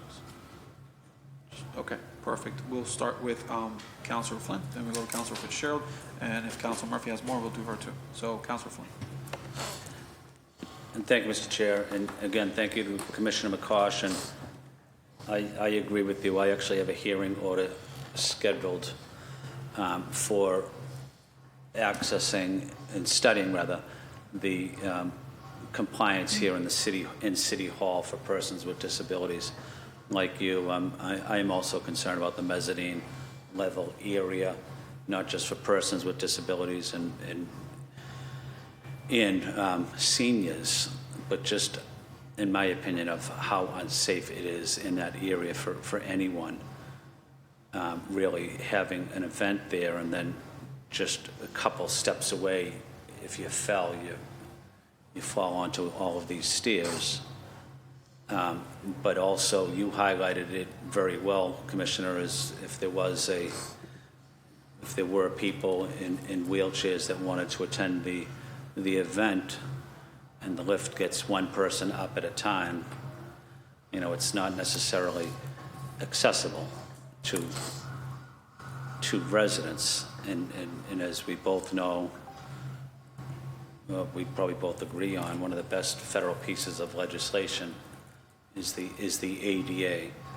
And again, these issues have been here in Boston a long period of time, but it's important to ensure that every part of the building is accessible. So I want to acknowledge that, acknowledge your work.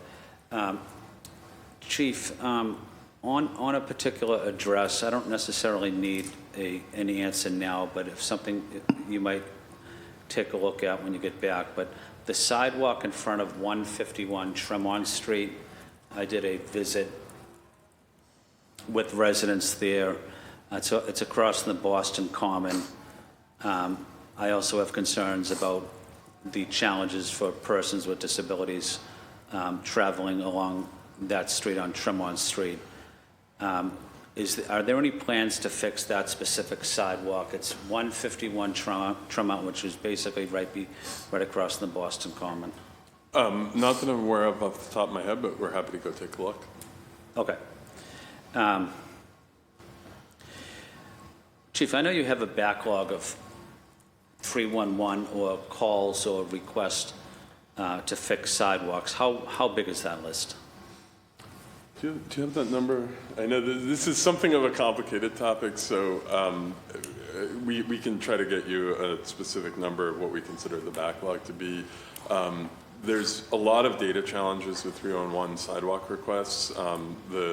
I believe Councilor Murphy gave a number of requests from last year that was above 5,000. We've done additional analysis around deduplication and misclassified requests. We actually received 3,000 requests for sidewalk repairs last year. So we can try to get you a specific backlog number, but I think what is safe to say is that there are thousands of locations throughout the city where sidewalks need repair that we are trying to prioritize. Okay. And then even with that list, obviously there's more that come in every day. So you probably get so many each day, so many each month, but does it seem like you will ever get finished with the list, or is this just something that is a constant effort that needs to take place? I mean, this is a constant effort, right? Sidewalks continue to degrade over time. Trucks and vehicles park on sidewalks. Snow and ice and salt take their toll. I think our goal would be to get to a place where we are both doing large-scale proactive repairs in the places where we know there is substantial damage to sidewalks, and where we have a predictable resolution time when someone reports a specific defect to us. We are not there yet. To my knowledge, the city has not been there in terms of the responsive, having a clear SLA for fixing sidewalk defects ever in the city's history, but we would like to get there, and that's what we're working towards with better organization of data and additional resources to be responsive to those 301 requests. Okay.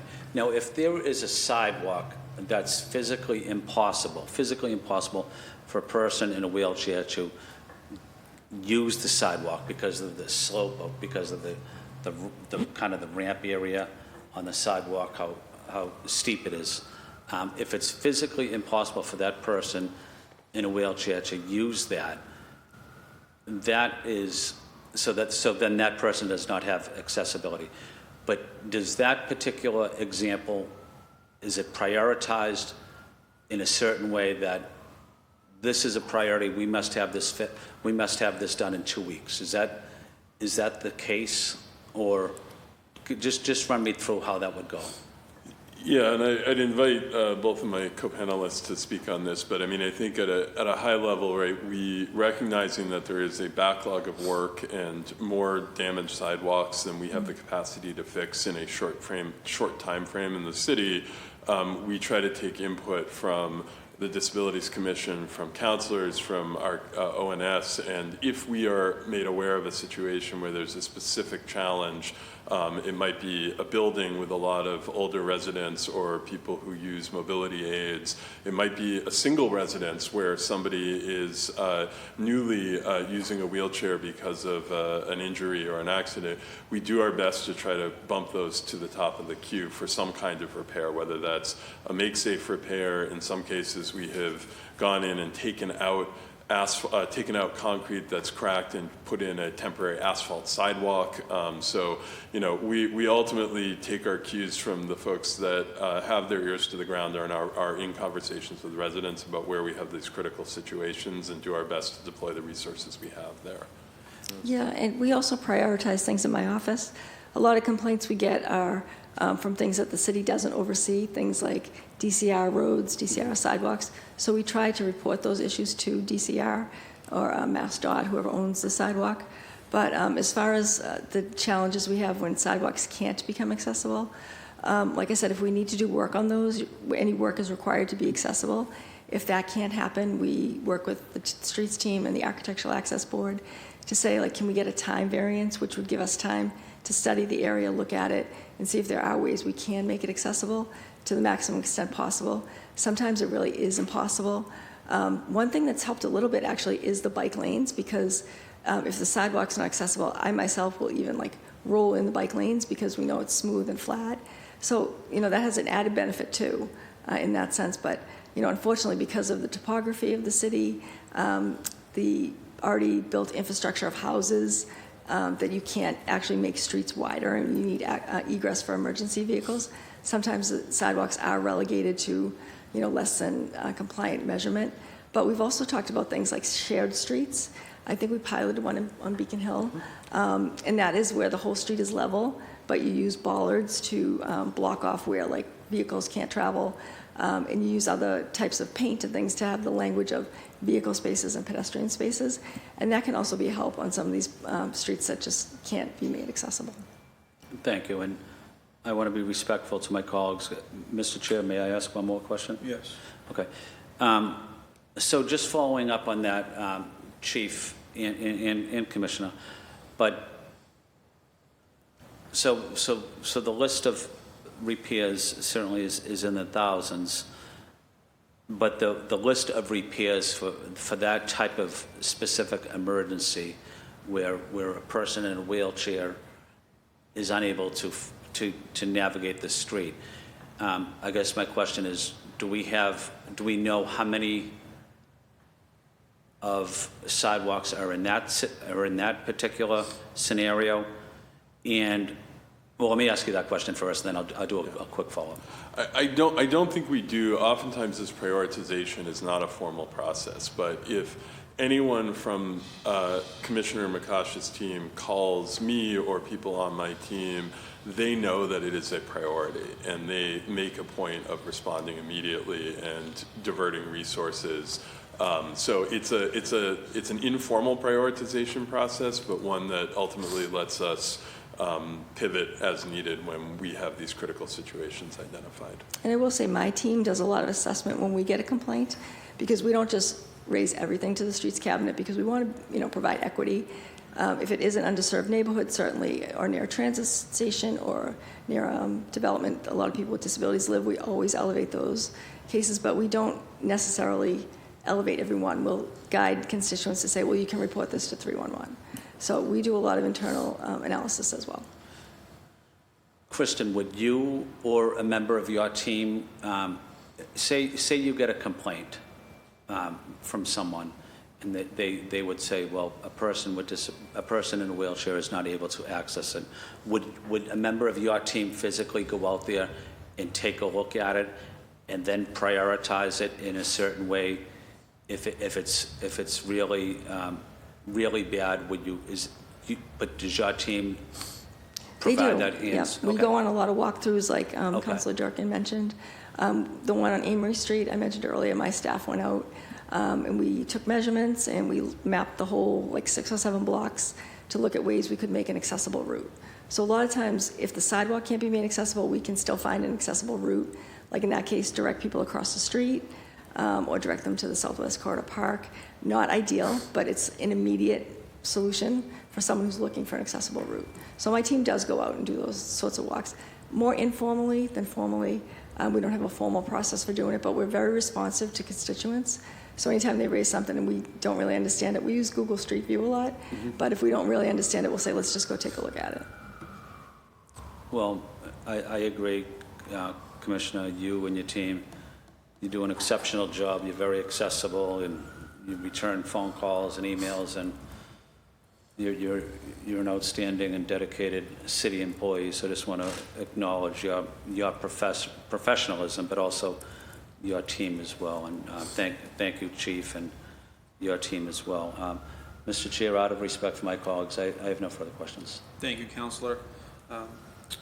We're going to go with Councilor Murphy and then Councilor Fitzgerald. I just have a couple follow-ups. Thank you. Thank you. And Councilor Flynn was just focusing in on this, but I just had a follow-up.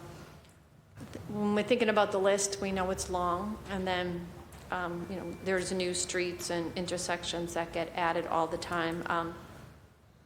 And when people call into 311, you have an ongoing list of the needs. What would you consider the percentage of calls from residents into 311 about street concerns that you already know about, that are already on a list to be fixed? Counselor, I think that's a difficult question to answer. I'll answer it in a slightly different way, which is almost every time we do a repair on a street, like with the sidewalk repair contracts where we're working in a neighborhood, you basically throw a rock and find a 311 request. So part of the work that we do is that we're through looking at a citywide perspective, looking at destinations, looking at getting people access to community centers and transit, things like that. That's how we basically focus our maintenance contracts. But then we also just find a ton of 311 requests when we go out. And so we try to just clear those all out as we're going through and doing the repairs. It's difficult to say like how many we knew about.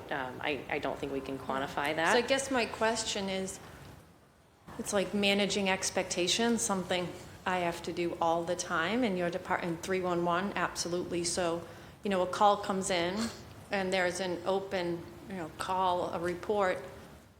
But because, like we already know, the list is really long, we don't have enough money to do all of it, and there's a lot of others. Like, it's not just going to bump to the top of the list, and we don't have the staff or ability to do it. So how do we, and what is the 311 staff trained to do to make sure that we're managing that expectation, that just because you told us, and yes, it's true, we see, it's not like they're not sharing something true, but how do we then, address the fact that, people are calling in, we're seeing ourselves, we also have a list that we're ongoing, and how do we respectfully and equitably deal with that balance of, it's not going to get put to the top just because you called in, or maybe it is, because maybe now you told us something that we have to make sure we fix right away.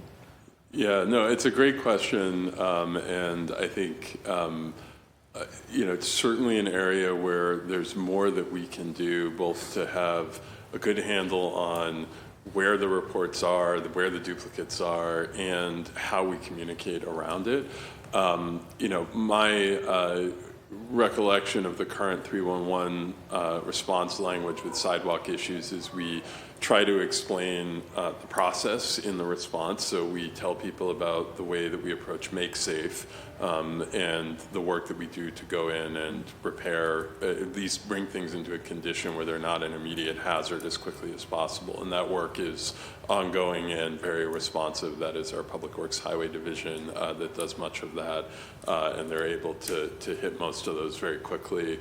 But the language, I think, speaks to the fact that there is a backlog, and it can sometimes take, more than a year to effect a permanent repair. And so I think if you have feedback for us on how we support people through that and communicate that, my goal is that we are at the point where we can speak with clarity on the size of the backlog and the pace at which we are moving through it, so that we can set very clear expectations that we can meet. Again, this isn't a standard the city has ever had for itself, and we're working our way towards the capacity to do that. But because when the Globe article came out and this hearing was filed also, my inbox and my phone was flooded with concerns. And then when you kind of match the timing, and I think about when people call about very urgent housing needs, but we know people have been on a housing list for 15 years. Like, we can't fix things right away all the time. Or Councilor Fitzgerald has often talked about, when residents are calling in about speed humps, and it's like, are you getting to my street? And we know there is a timeline somewhere, and it could be 3 years away. So like, how do we make sure that people understand, like, we are years away? And is 311 telling them that? And is that something we should be saying, like, this could be a 4-year wait? Yeah. Reasonable, like, because you want to be honest with people, because it won't get fixed. Like, we can't just hop, to the front if enough people call, or, someone's friend called, or. Yeah. We always appreciate the help in managing expectations. I think we try to do that through 311 and through departmental communication. I think that there's also just one of to the point that Commissioner McCosh made about assessing a situation, we will get complaints and concerns about defects in sidewalks that are real, but not necessarily an immediate risk to accessibility or safety. And so, there's a bit of triaging that needs to happen to really understand the severity of a situation. And to, one of the many ways that the council is helpful to us is you are often a good source of that kind of extra bit of insight to say, hey, I know you've got a lot of requests for this thing, but here's one spot that's really a big issue. I was out there, I saw it myself, or my staff saw it, or there's a specific circumstance with a specific person that makes what might seem like a minor issue actually a major issue. So we always appreciate the insight and knowledge that you all bring to us to help us do that prioritization. We're going to do our best to manage expectations, to be honest with folks. And anything you can do to support that is very much appreciated. When we talk about like the hot spots, transit spots, do we plan for the need near schools as schools coming into, kids coming back to school in the next few weeks? Is there a procedure every year where we're like checking the ramps near our schools or our bus stops or our sidewalks to make sure that they're in good repair, or is it not directly connected to the timing? I don't think we're there yet when it comes to sidewalk and ramp defects, the sort of capital projects. We do get a lot of feedback from schools and school communities about specific challenges near schools, and we do try to prioritize those. Where we are more proactive is around pavement markings. We started this program several years ago. 2 years ago, we refreshed every crosswalk in every school zone citywide. That work has continued the last 2 years, and so our pavement marking team is actually out there now focusing on areas around school zones because that provides a critical safety benefit. But I think it would be great to get to the place where we can do the sort of proactive look at the concrete as well. Can I add to that as well? Just saying that one thing we look at as far as schools is also a lot of them are election polling sites. So around elections too, we'll always pay attention to any reports we get of like sidewalks being broken or blocked near places of elections, because we want to ensure that people have access to the polls. Awesome. That's important to hear. Thank you. Thank you, Chair. Thank you, Councilor. Councilor Fitzgerald. Thank you, Chair. Sidewalk deposits. What's the limit? Because I knew at some point that I heard from some folks, we'd rather just give the deposit and we can walk away because it's cheaper than actually doing the work, and vice versa. What is the latest? Do they get their money back? Do they get fixed at some point? If there is a deposit made and someone walks away, does it stay? I'm thinking in Savin Hill, there's an area that it's still just the asphalt of sort of the fix, and it's not the proper code. What is the latest and any data on that of how many deposits are out there and how we handle that now? Yeah, absolutely. Thank you for asking about that. This has been a important topic for us internally as just an area of a place where we had a big opportunity to improve the way that the city does business. There has not been I would say, looking back over, quite a few years, effective management of the sidewalk deposit program as it comes to when and how deposits get forfeited and how work is then funded from that money. The purpose of the sidewalk deposit program is recognizing that every construction project, almost without exception, either tears up a sidewalk or damages it during the course of construction. And so we require anyone constructing, abutting a city sidewalk to put down a deposit that says, we will return the sidewalk to you in a state that meets the city standard, which incorporates the requirements around accessibility, including things like slopes and whether curb ramps are up to standard. When a project is completed, the way the process works, a developer can request an inspection for their sidewalk. We will go out there, we will inspect it. This is a mix of city staff and contracted resources.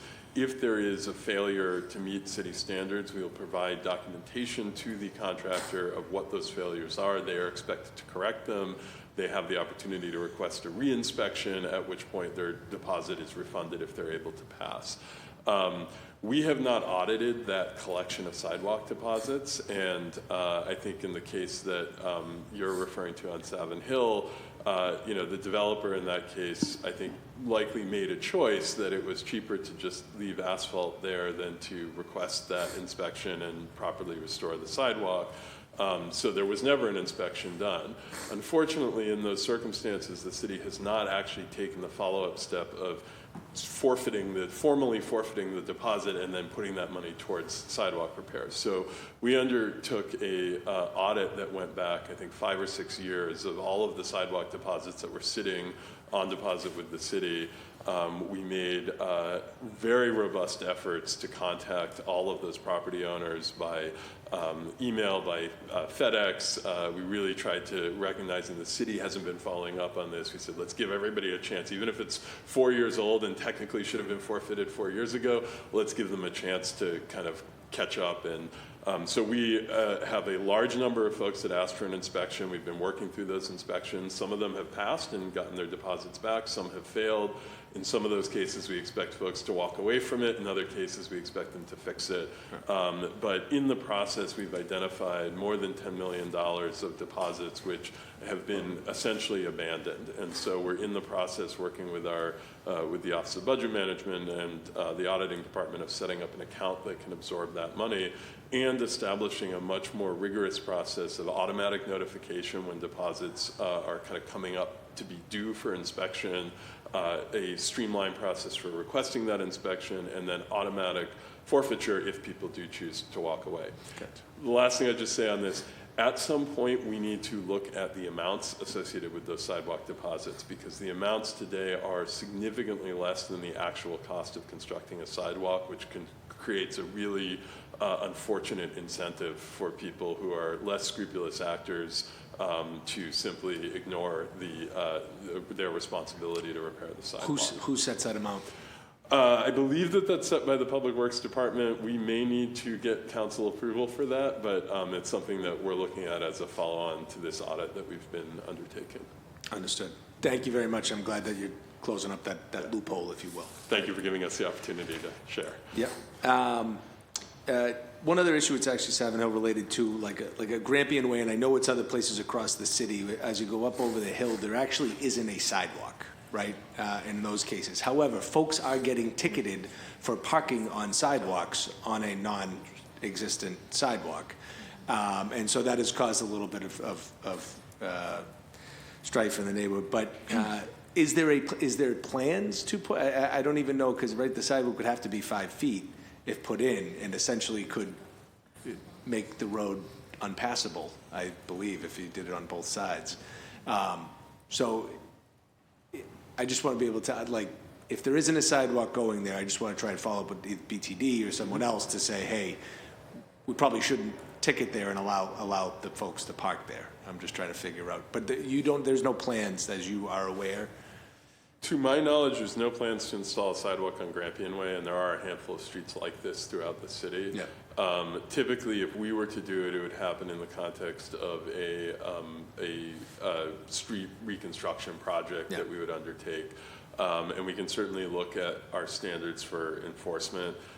There are places where there isn't a formal sidewalk, but there is sort of a functional sidewalk in the form of, maybe an asphalt berm or lip against the roadway. I think Grampian Way has some kind of gray areas, I would say. And so we can certainly try to clarify, because we owe people specificity about when and how we enforce in those kinds of situations. Yeah, that'd be great. Appreciate it.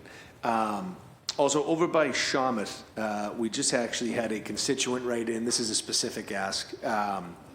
Over by the Epiphany School and the Shawmouth Ave station, there is a crosswalk. We're working with the T to get a curb cut put in, but a crosswalk going across. He was on Center Street. Sorry, this individual was blind on Center Street, was hit, and the city is working with the T, quote unquote, to get a curb cut so we can add a crosswalk, and it's by Shawmouth.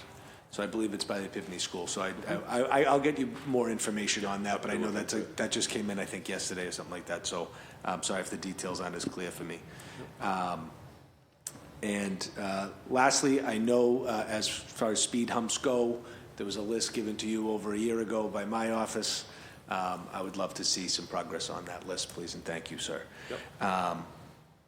And finally, all said and done, just want to take a moment to wish my colleague a happy birthday.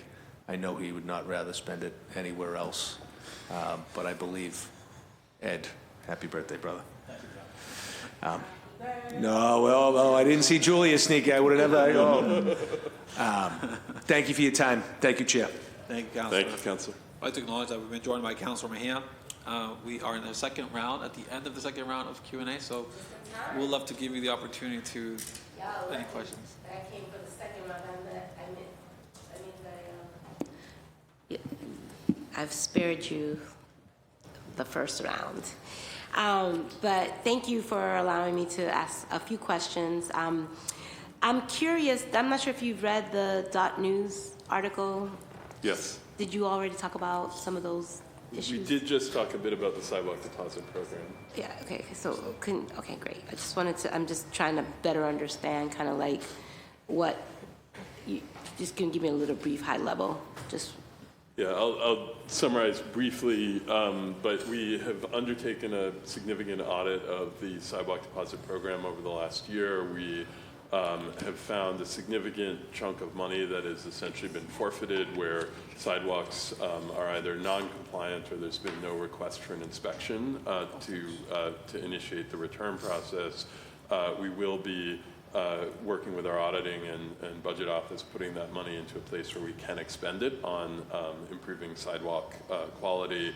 And we are working on a series of changes to the way that that program operates to essentially streamline the process and ensure that we don't end up with deposits that are 3, 4, 5, 6 years old that where sort of we're not inspecting and nobody's requesting and it's just sitting in an account somewhere.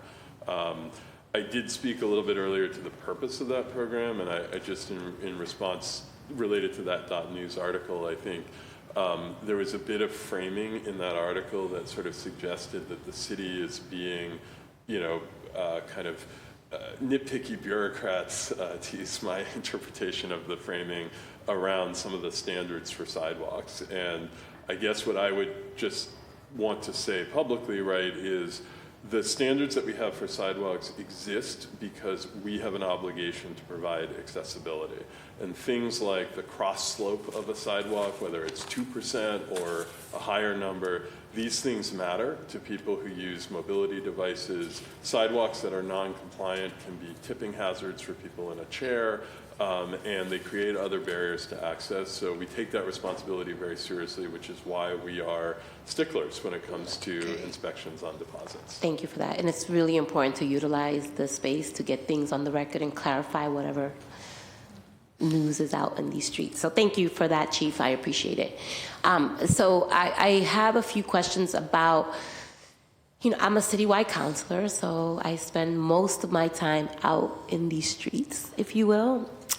And I have seen many sidewalks that have trees that are growing and uplifting the sidewalks. And I'm going to assume that my colleagues have already talked about those issues. There's one in Rosendale. I'm sure that I think Councilor Pepin has already probably asked about it. It's on Washington Street, right across the street near Target. We've sent 311. We have been in partnership with Councilor Pepin's office. I went by there the other day, and it still has not been addressed, and this has been now even before Councilor Pepin's time on the council. So I think that it's really important for us to deliver for, and I can send you the photo and I can send you the exact address, but it's a big problem because if you are in a wheelchair, if you have a baby stroller, if you are seeing impaired, it is definitely a hazard, and it needs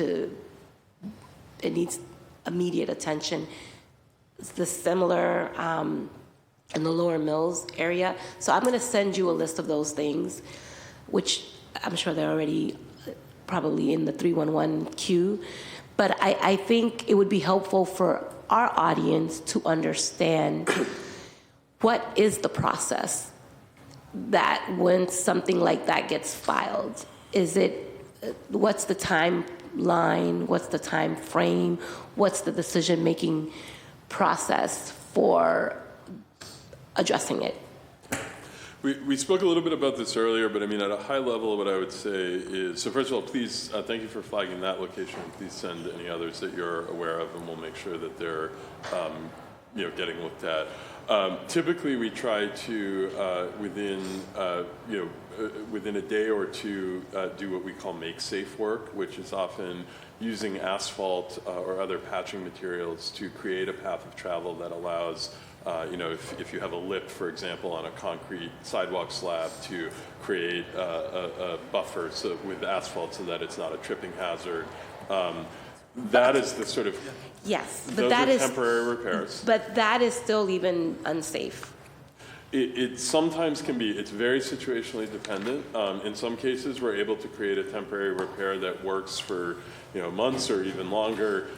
In other cases, there are places in the city that I can think of off the top of my head where we have an unsafe, inaccessible sidewalk where the only viable solution is going to be the removal of a mature street tree. And so it runs the gamut from situations where we can do quick temporary repairs that are effective to situations where we need more permanent reconstruction or redesign of the tree area, all the way to places where we have to make a decision about whether to bring the tree out. And each of those different scenarios and all the ones in between has a different process and a different timeline and requires some evaluation. But it can take in excess of a year to do a permanent repair to a broken sidewalk, regardless of the cause. And we spoke about the different contracts we've used, the different ways we're trying to accelerate the pace of repair. But this is an area where there's a lot of opportunity for us to do more. Yeah, thank you, and I appreciate that. And the last question I have, because I know I'm late and I want to be mindful of your time as well. So one more question. I'm also curious about, there is, and this is in District 6 in Jamaica Plain on Center Street with the cross of Sunnyside, I believe it is. There is some work that the sidewalk is fine, the cut is fine, but there's like some yellow, I don't know if it's paint or like something that identifies it as a ramp. Mm-hmm. I don't know if that's like a ramp down to a crosswalk. It's broken. The concrete is broken.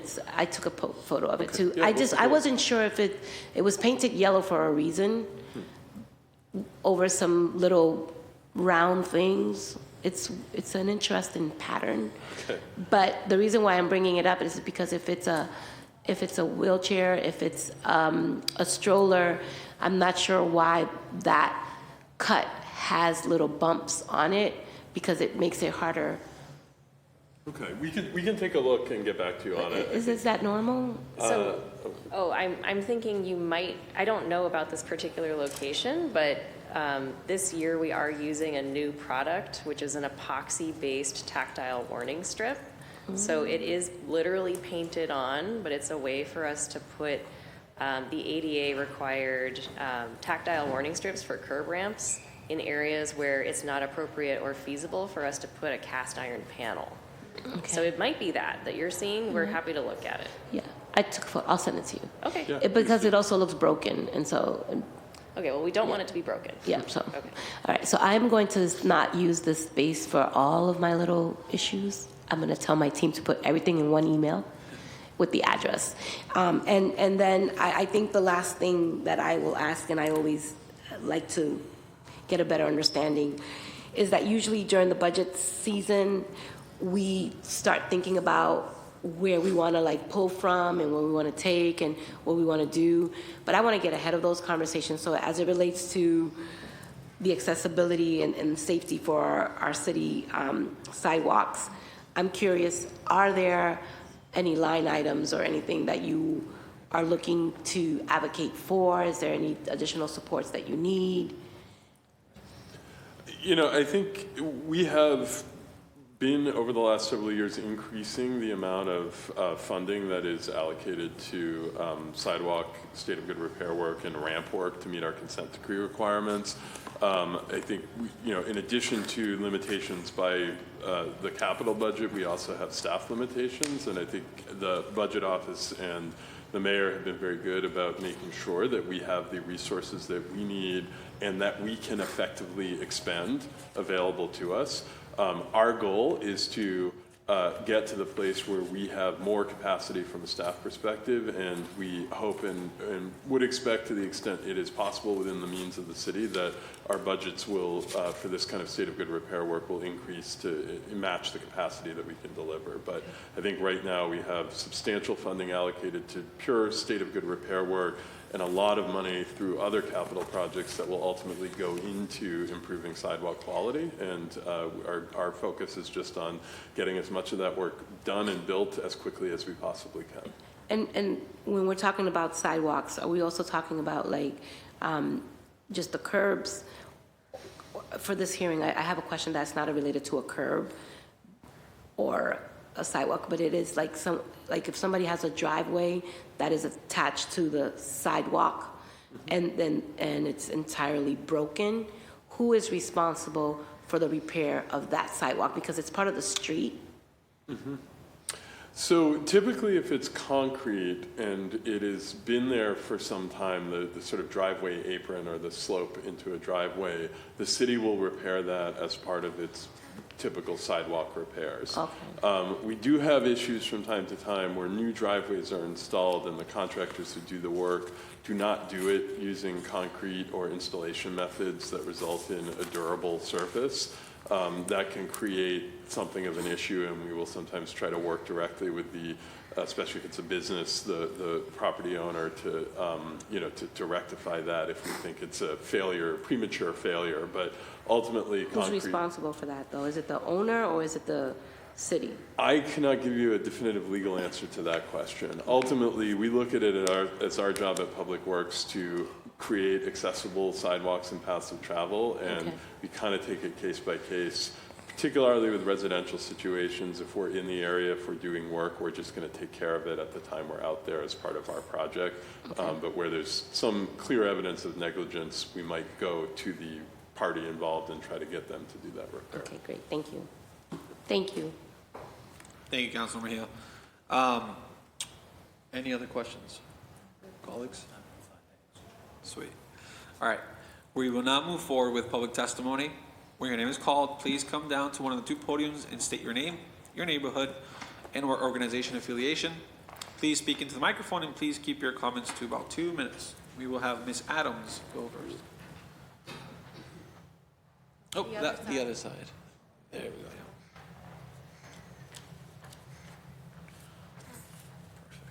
Perfect. Hi, good morning all. Can you hear me? Yes. My name is Mervyn Adams. I am a senior, and to use a pun, I am a concrete example of the ensuing discussion. On the 17th of April, I fell on a structural defect. Guess where it was located? right outside the area between 1010 Mass Ave, I think we all know what 1010 Mass Ave is, and the Victoria Diner.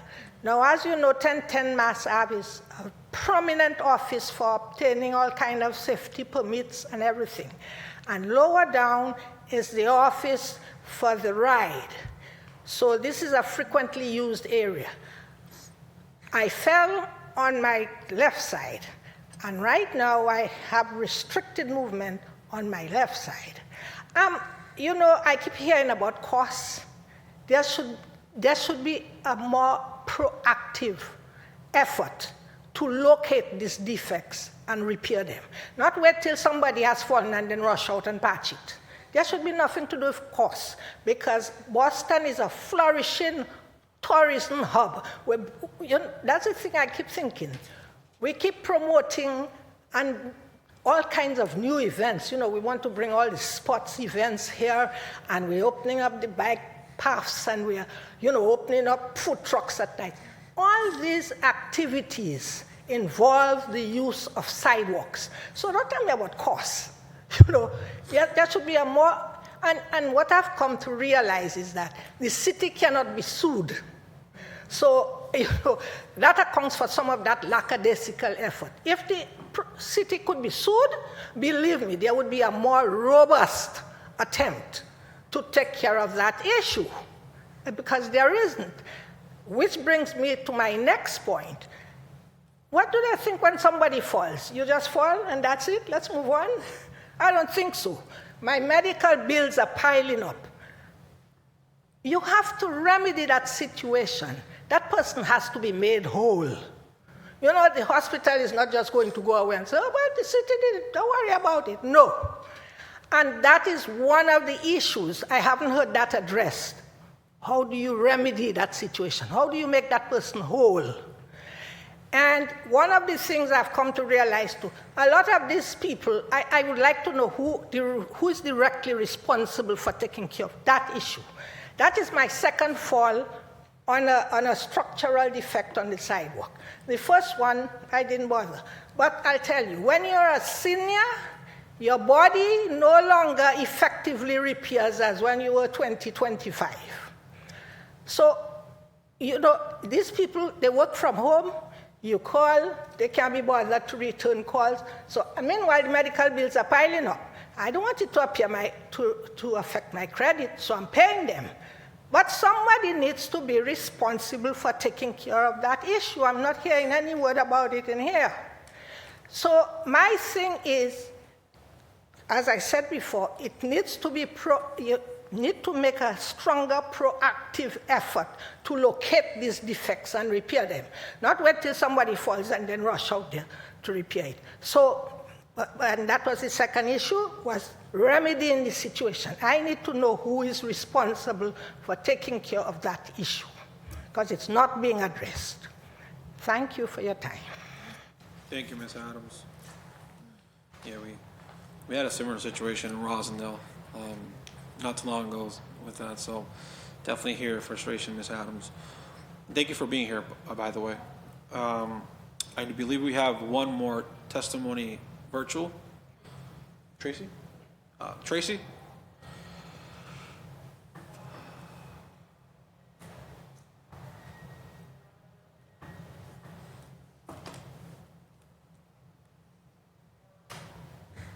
Hey, Tracy, can you hear us? Yes, I can. Can you hear me? Perfect. You have the floor. All right. Thank you.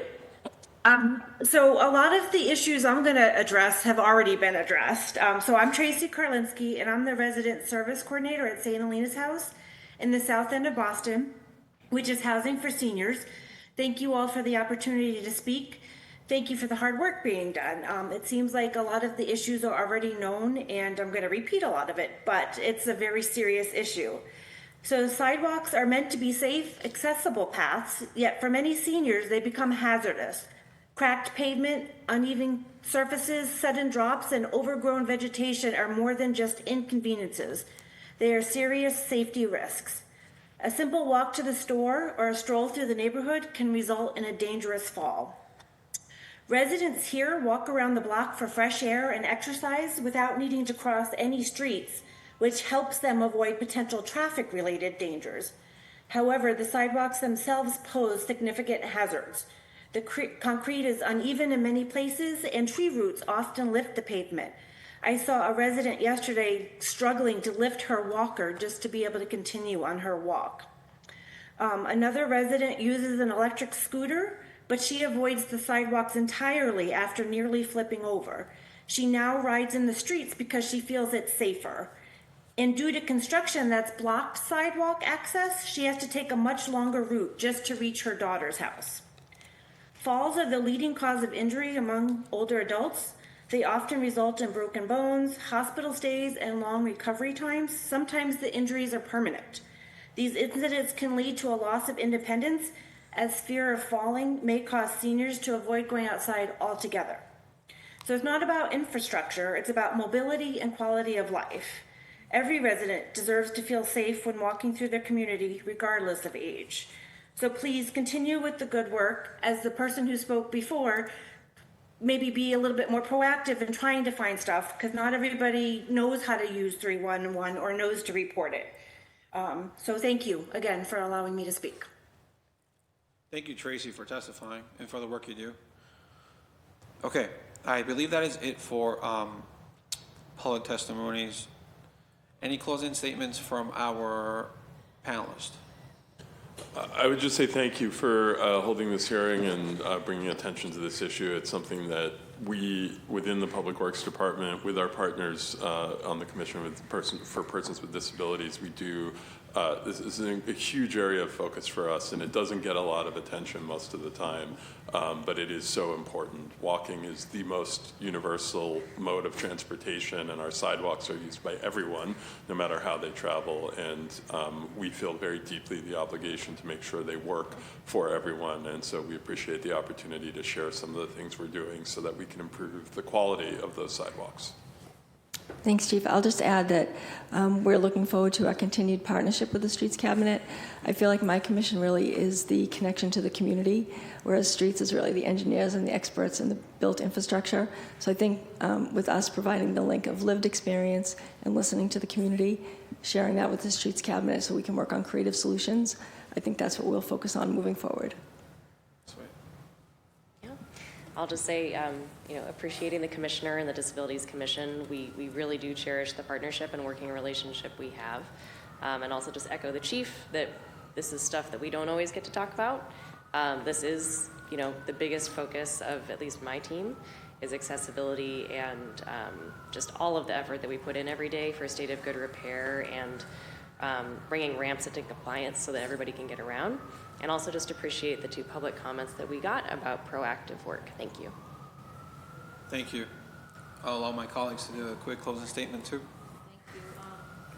Thank you for being here, and thank you, Ms. Adams and Tracy. And that was my question about, are we going to react to 311 calls, right? How are we getting ahead of it? So it was great to hear real stories, sad stories, but thank you. And thank you, Kristen McCosh. And clearly there's a strong relationship. How is the partnership with Age Strong? Because, our seniors in that department, making sure, because a lot of calls go directly to them, not to 311. I guess it's closing statements, but I'll just put it out there. So after, we can talk about that. But I'm confident there probably is one, but I think it's important for us to look into that. And I do want to highlight, Ms. Adams, you reminded me that last week myself and Councilor Flynn filed a resolution to have the council either vote in support or not of Representative Livingstone, along with the State Transportation Department, has a bill, House Bill 3731, and it's about enhancing pedestrian safety, and it is addressing directly the 30-day limit to file a complaint with the city and the $5,000 cap. So your concerns about the cost and how much money you're paying out of pocket for an injury that happened on a city street. So I'll make sure to connect with you after this hearing to talk about that. Unfortunately, it was blocked by a colleague, so we don't know if we support it or not, but I do want to go on record to say I support that advocacy up at the State House. And I didn't share this with Councilor Flynn, but on Saturday I was at a an event, a veteran event at the Perkins Post. And I was driving away, it was around 11:30 noon, and I saw his parents, and they were walking on Columbia Road. He often talks about how his parents, along oftentimes with his nephew, walk around, and you live in South Boston, you must see them often also. You see them often walking around. But what I noticed was, his mom and dad walking closely, but mom having to help him more, right? And as she's getting older, it just reminded me, and my dad, who's 91, my stepdad, but our parents do get older, but they still have that independence, and to think that it's sidewalk repair that could stop them from being able to continue to go out and walk around and do what they want and having to rely on people. And we know so many seniors don't have that, right? My family does. They're fortunate. I know Councilor Flynn's, brother and sisters are there when their parents need it, but they like their independence. And there's hundreds and thousands of stories like that across the city. So making sure that, we take this seriously and that we do whatever we can. And if it's money, we have to really take a hard look about, where are we spending it? We can't, just make money, spend more money, but we can maybe shift and prioritize that we're fixing these sidewalks and these pathways for our residents, because it's definitely a concern I have, and I know the residents have uplifted that, and it's something we have to take very seriously. So thank you for this hearing. I know we'll continue to work together and continue to uplift the concerns that the residents bring to us. So thank you. Thank you, Councilor. Councilor Flynn? Thank you, Mr. Chair, for bringing us together for this important hearing. Like my colleagues and like the administration, I take this issue very seriously. This is what city government is all about, is advocating for residents, ensuring that public safety and quality of life issues are addressed, listening to Ms. Adams and Tracy, asking city councilors and city administration officials to be more proactive as well, is an important point that both Ms. Adams and Tracy made. And that's what we hear often when we are traveling throughout our districts or throughout the city. This is an important issue, and it should be prioritized as an important issue. There's only so much money the city has, and we have to make a decision of what's important. Is it important to fix our sidewalks for access for persons with disabilities and our seniors and people getting to school? Or is it more of a priority to do something else? That's what government is all about, is making those difficult and tough questions. But for me, when it comes down to supporting persons with disabilities and our seniors, that decision is easy. Not only is it the right thing to do, not only is it the moral thing to do, it's the legal thing to do. As I mentioned, the best piece of legislation in the federal government, or one of them anyway, is the Americans with Disability Act, ADA, providing equal access for persons with disabilities. We don't have the right to pick and choose what part of that we want to respect. We have to respect all of it. And equal access and accommodations for persons with disabilities is certainly one of the top issues and priorities I work on as a city councilor. I take this issue very seriously. I take it very personally, as Councilor Murphy has noted, with elderly parents, and they have a special needs grandchild as well that they work with. But I see elderly people all the time, and persons with disabilities. They love going up to the South Boston Library. They love going to church up at Gate of Heaven or to St. Bridget's. They love going up to the coffee store or visiting a friend. But we want to make sure our sidewalks are accessible to them. Thank you, Mr. Chair. Thank you, Councilor Flynn. And Councilor Mejia?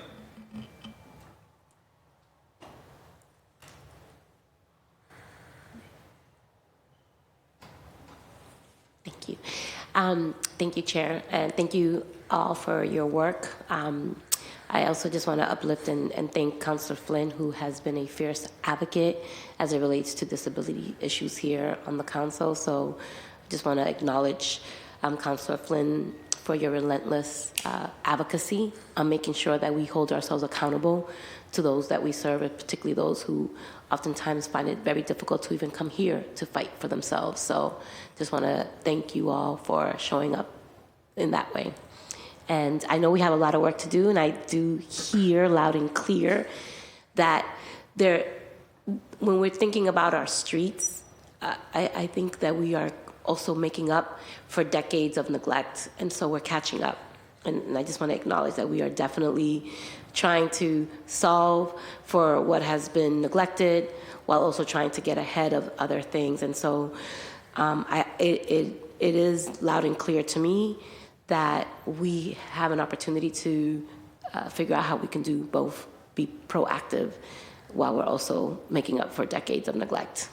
Because I know, having grown up here in the city of Boston, that there's still lots of city streets that are just beginning to see a little bit of love. And so I know that that is true.